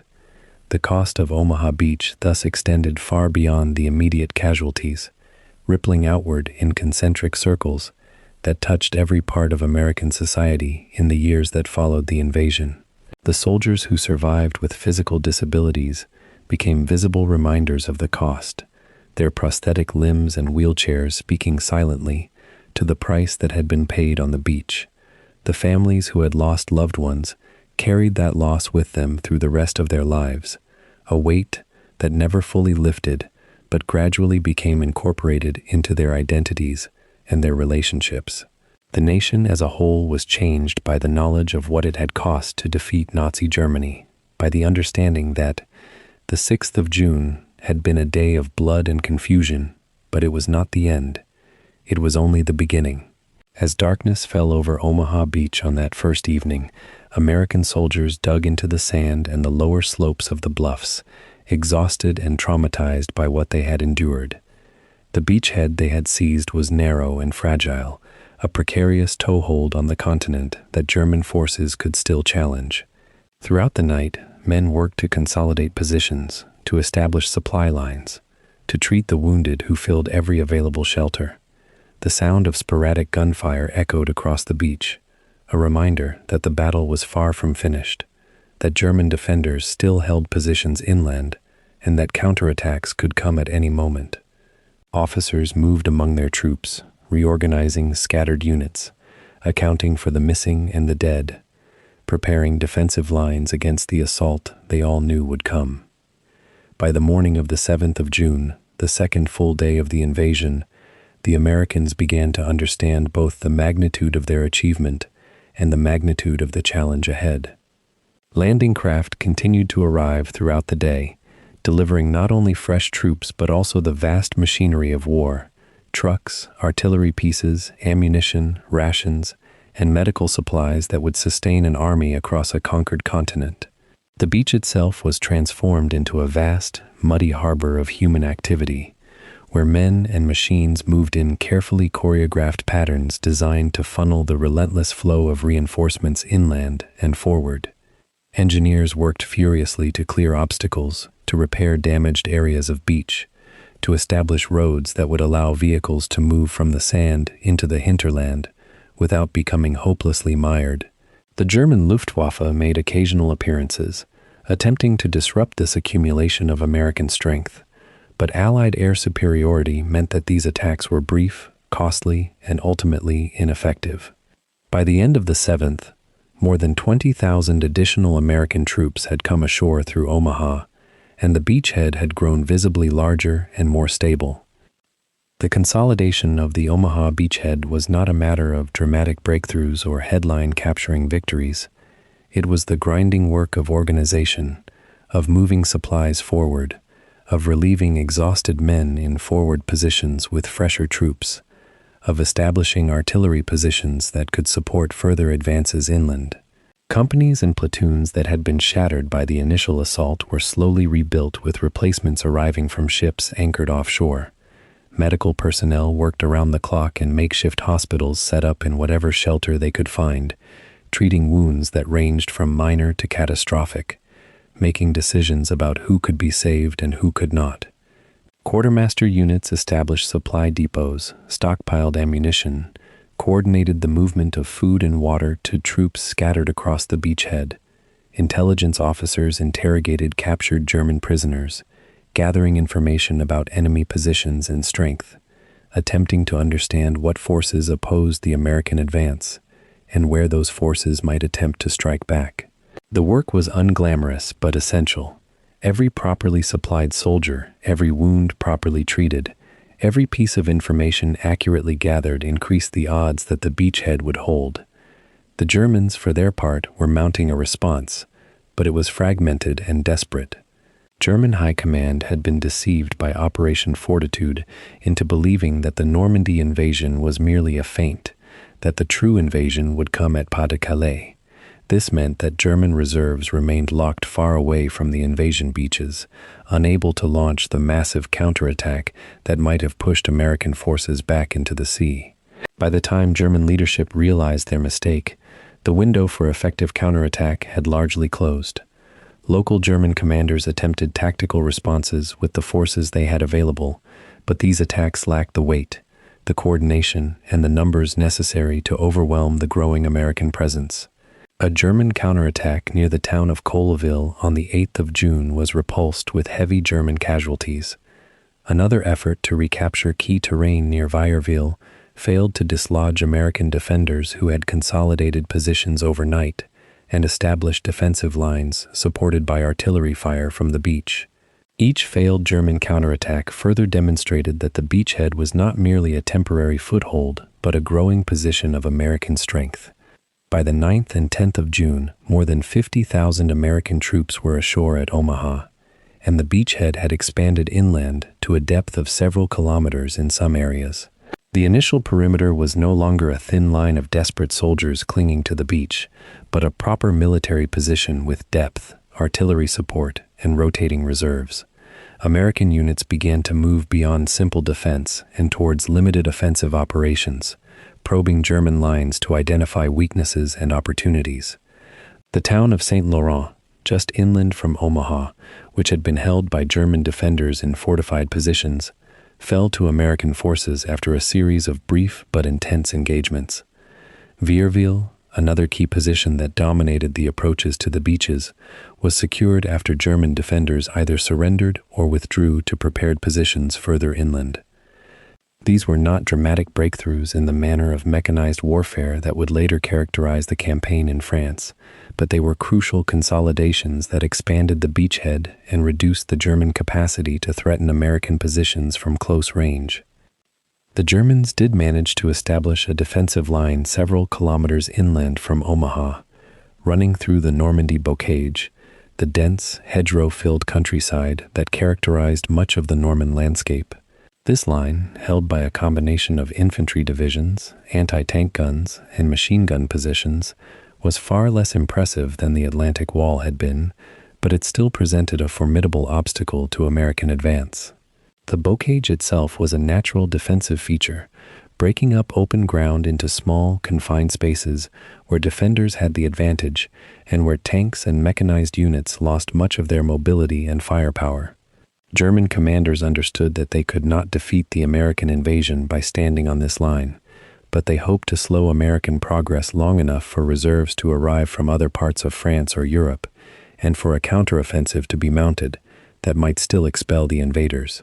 It was a hope that grew increasingly forlorn with each passing day, as more American troops came ashore, and as German reserves that might have arrived were immobilized by the bombing campaign, and by the fact that German strategic reserves were being held in readiness to counter the non-existent invasion at Pas-de-Calais. By the 12th of June, 6 days after the initial landing, the American beachhead at Omaha had grown to encompass an area roughly 10 kilometers wide and 5 kilometers deep, a respectable military position with adequate room for maneuvering units, establishing supply lines, and mounting coordinated operations. More than 70,000 troops were ashore, along with vast quantities of equipment, ammunition, and supplies. The beach itself, while still bearing the scars of the battle and the marks of constant military activity, had been transformed from a place of chaos and death into a functioning logistics hub, where the machinery of invasion was being continuously replenished and reinforced. Hospital ships lay offshore, receiving wounded men and transporting them back to British ports and eventual evacuation to hospitals in England. Artificial harbors, constructed from massive concrete blocks and sunken ships, were being built offshore to protect landing craft from the considerable swell of the English Channel. The commitment was total and irreversible. The Americans were clearly determined not merely to hold a beachhead, but to use it as a base from which to launch the conquest of Fortress Europe. German High Command made a critical strategic decision in mid-June that would ultimately prove fatal to German hopes of successful defense. Instead of immediately attacking the Omaha beachhead with whatever forces were available, German leadership continued to hold reserves away from Normandy, expecting a second invasion at Pas-de-Calais that would never come. This decision squandered the brief window when German forces might have been able to mount a truly dangerous counterattack against American positions that were still being consolidated and that lacked depth and defensive elaboration. By the time German leadership finally accepted that no invasion at Pas-de-Calais was coming, the Omaha beachhead was too strong to dislodge. German counterattacks mounted in the third week of June achieved nothing except to add to German casualty lists. American artillery, which by that point had been brought ashore in substantial quantities, could interdict any German attack before it came to grips with American infantry. American air power, virtually uncontested over the beachhead, could strike at German columns moving toward Normandy, delaying and disrupting any coherent response. The beachhead held, not because of any dramatic act of heroism or brilliant tactical maneuver, but because of steady reinforcement, methodical organization, and the failure of German strategic decision-making. As the weeks progressed, the Omaha beachhead became a principal logistics base for the entire American invasion of Normandy and eventually France itself. More than 100,000 troops had passed through Omaha by the middle of June, and that number continued to climb. The beach and the surrounding areas became a vast military encampment, filled with supply dumps, ammunition depots, field hospitals, replacement depots where new soldiers received their initial orientation to combat conditions, and countless other supporting facilities. The chaos and congestion were remarkable. Vehicles moving in all directions, men marching inland to join their units, the constant noise of motors, shouts of orders, and the rumble of heavy equipment. Yet underneath the apparent chaos was careful organization and planning. Every man and every piece of equipment had a destination and a purpose. Supply officers tracked inventories with precision. Transportation Corps personnel choreographed the movement of vast quantities of material. Engineers continued to improve beach facilities, building better roads, establishing more efficient offloading points, making the entire operation continuously more efficient. The soldiers who had survived the initial assault and the subsequent consolidation of the beachhead experienced something that might be characterized as relief mixed with exhaustion and the knowledge of further trials ahead. They had crossed the beach, had moved inland, had proven that they could survive German fire and defeat German defenders. Yet they also understood that the battle was far from finished, that the Germans still held vast territories in France, that the war would continue for months or perhaps years, that further bloody battles lay ahead. The psychological transition from defending a beachhead to mounting an advance from that beachhead was significant. Soldiers who had been focused entirely on survival and consolidation now had to prepare for continuous operations, for movements of many kilometers per day, for battles that might take place far from any natural shelter or defensive position. Letters written home during this period often express a complex mixture of emotions: gratitude for having survived the landing, uncertainty about what lay ahead, awareness that the price of victory had been staggering and that further prices would have to be paid. The relationship between the Omaha beachhead and the broader Normandy campaign was crucial and complex. Omaha was the strongest and most developed of the American beachheads, and it became the principal base from which American forces expanded their control of the Normandy Peninsula and eventually broke out into the broad expanses of France itself.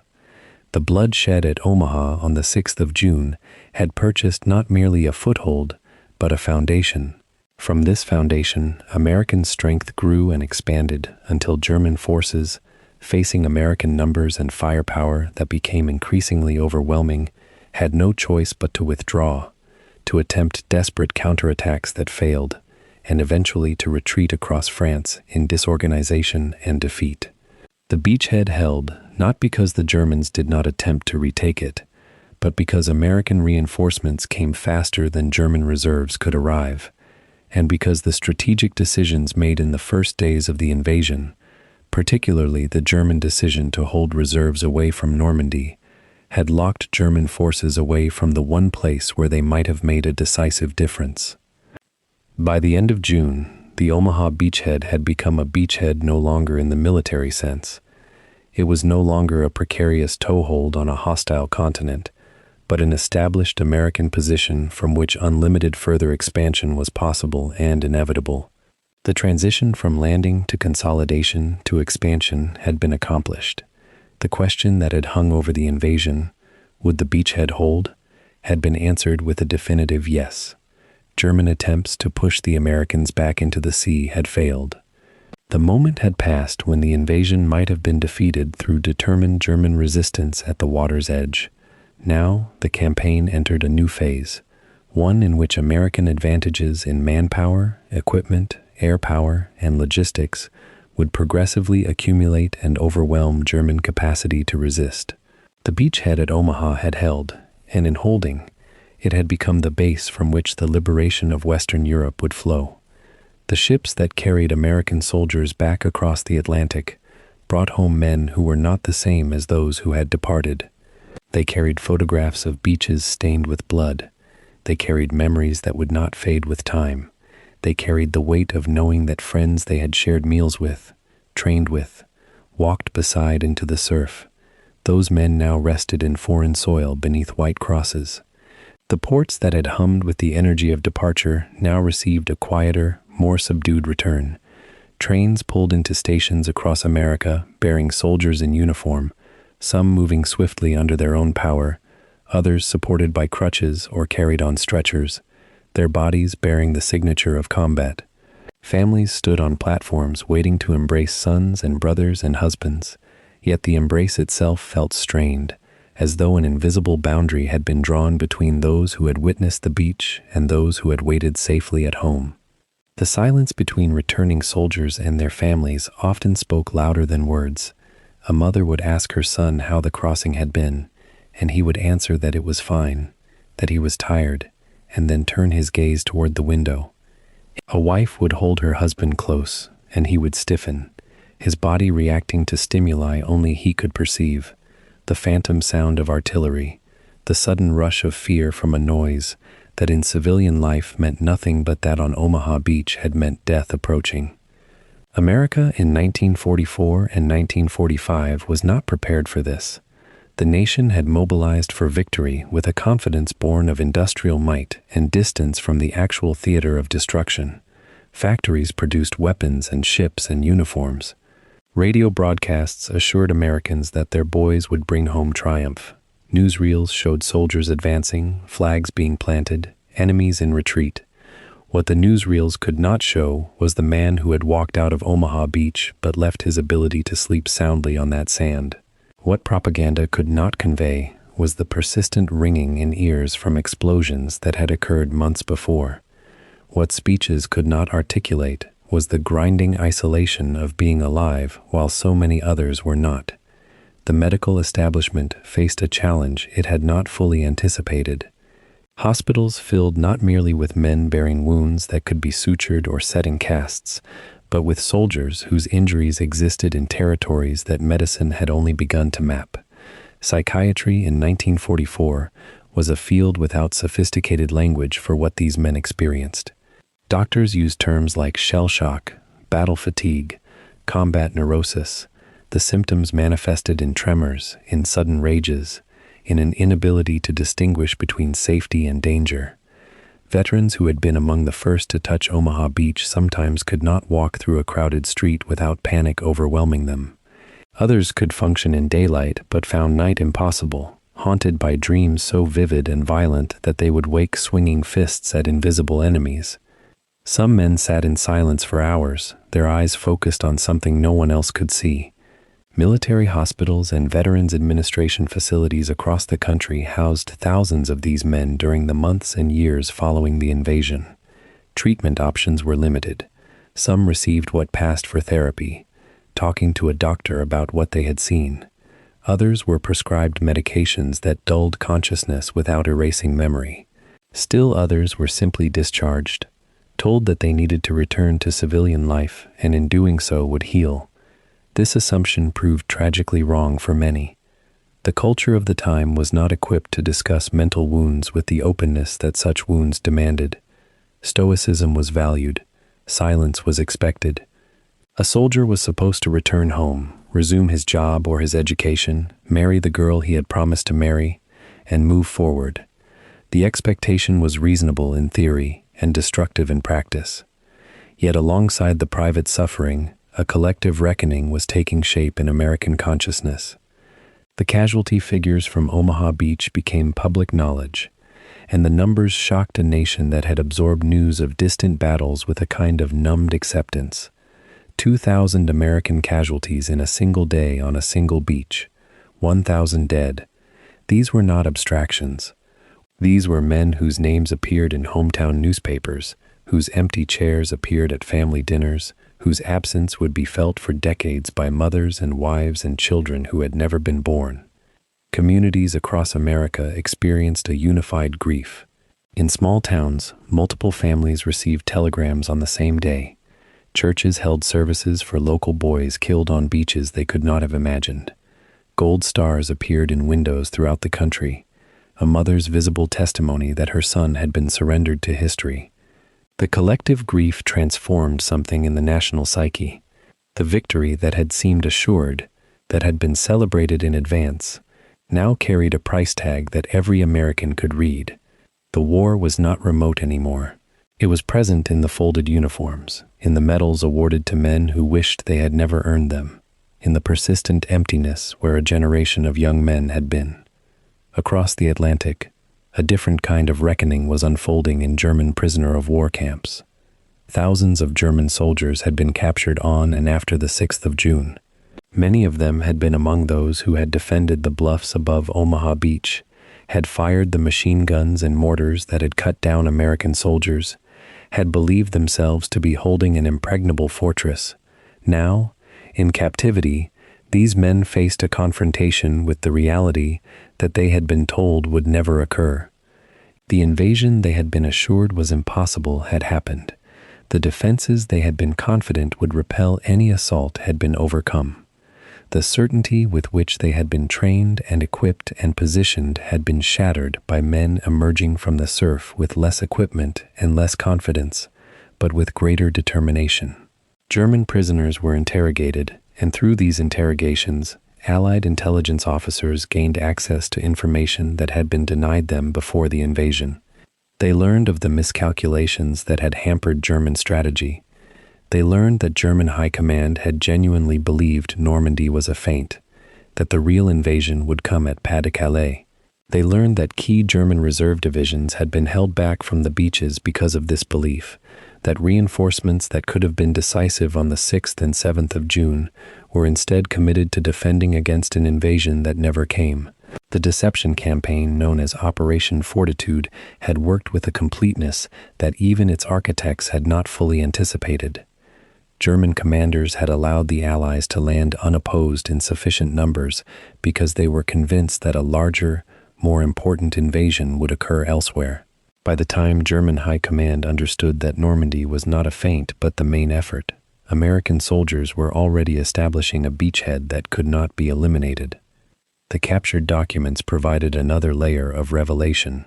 Orders, position reports, strategic assessments written by German officers in the hours and days before and after the invasion offered insights into how the German military command had understood the situation they faced.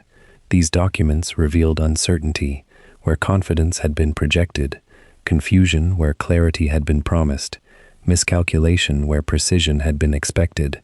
A general who had commanded defenses on the Norman coast was captured.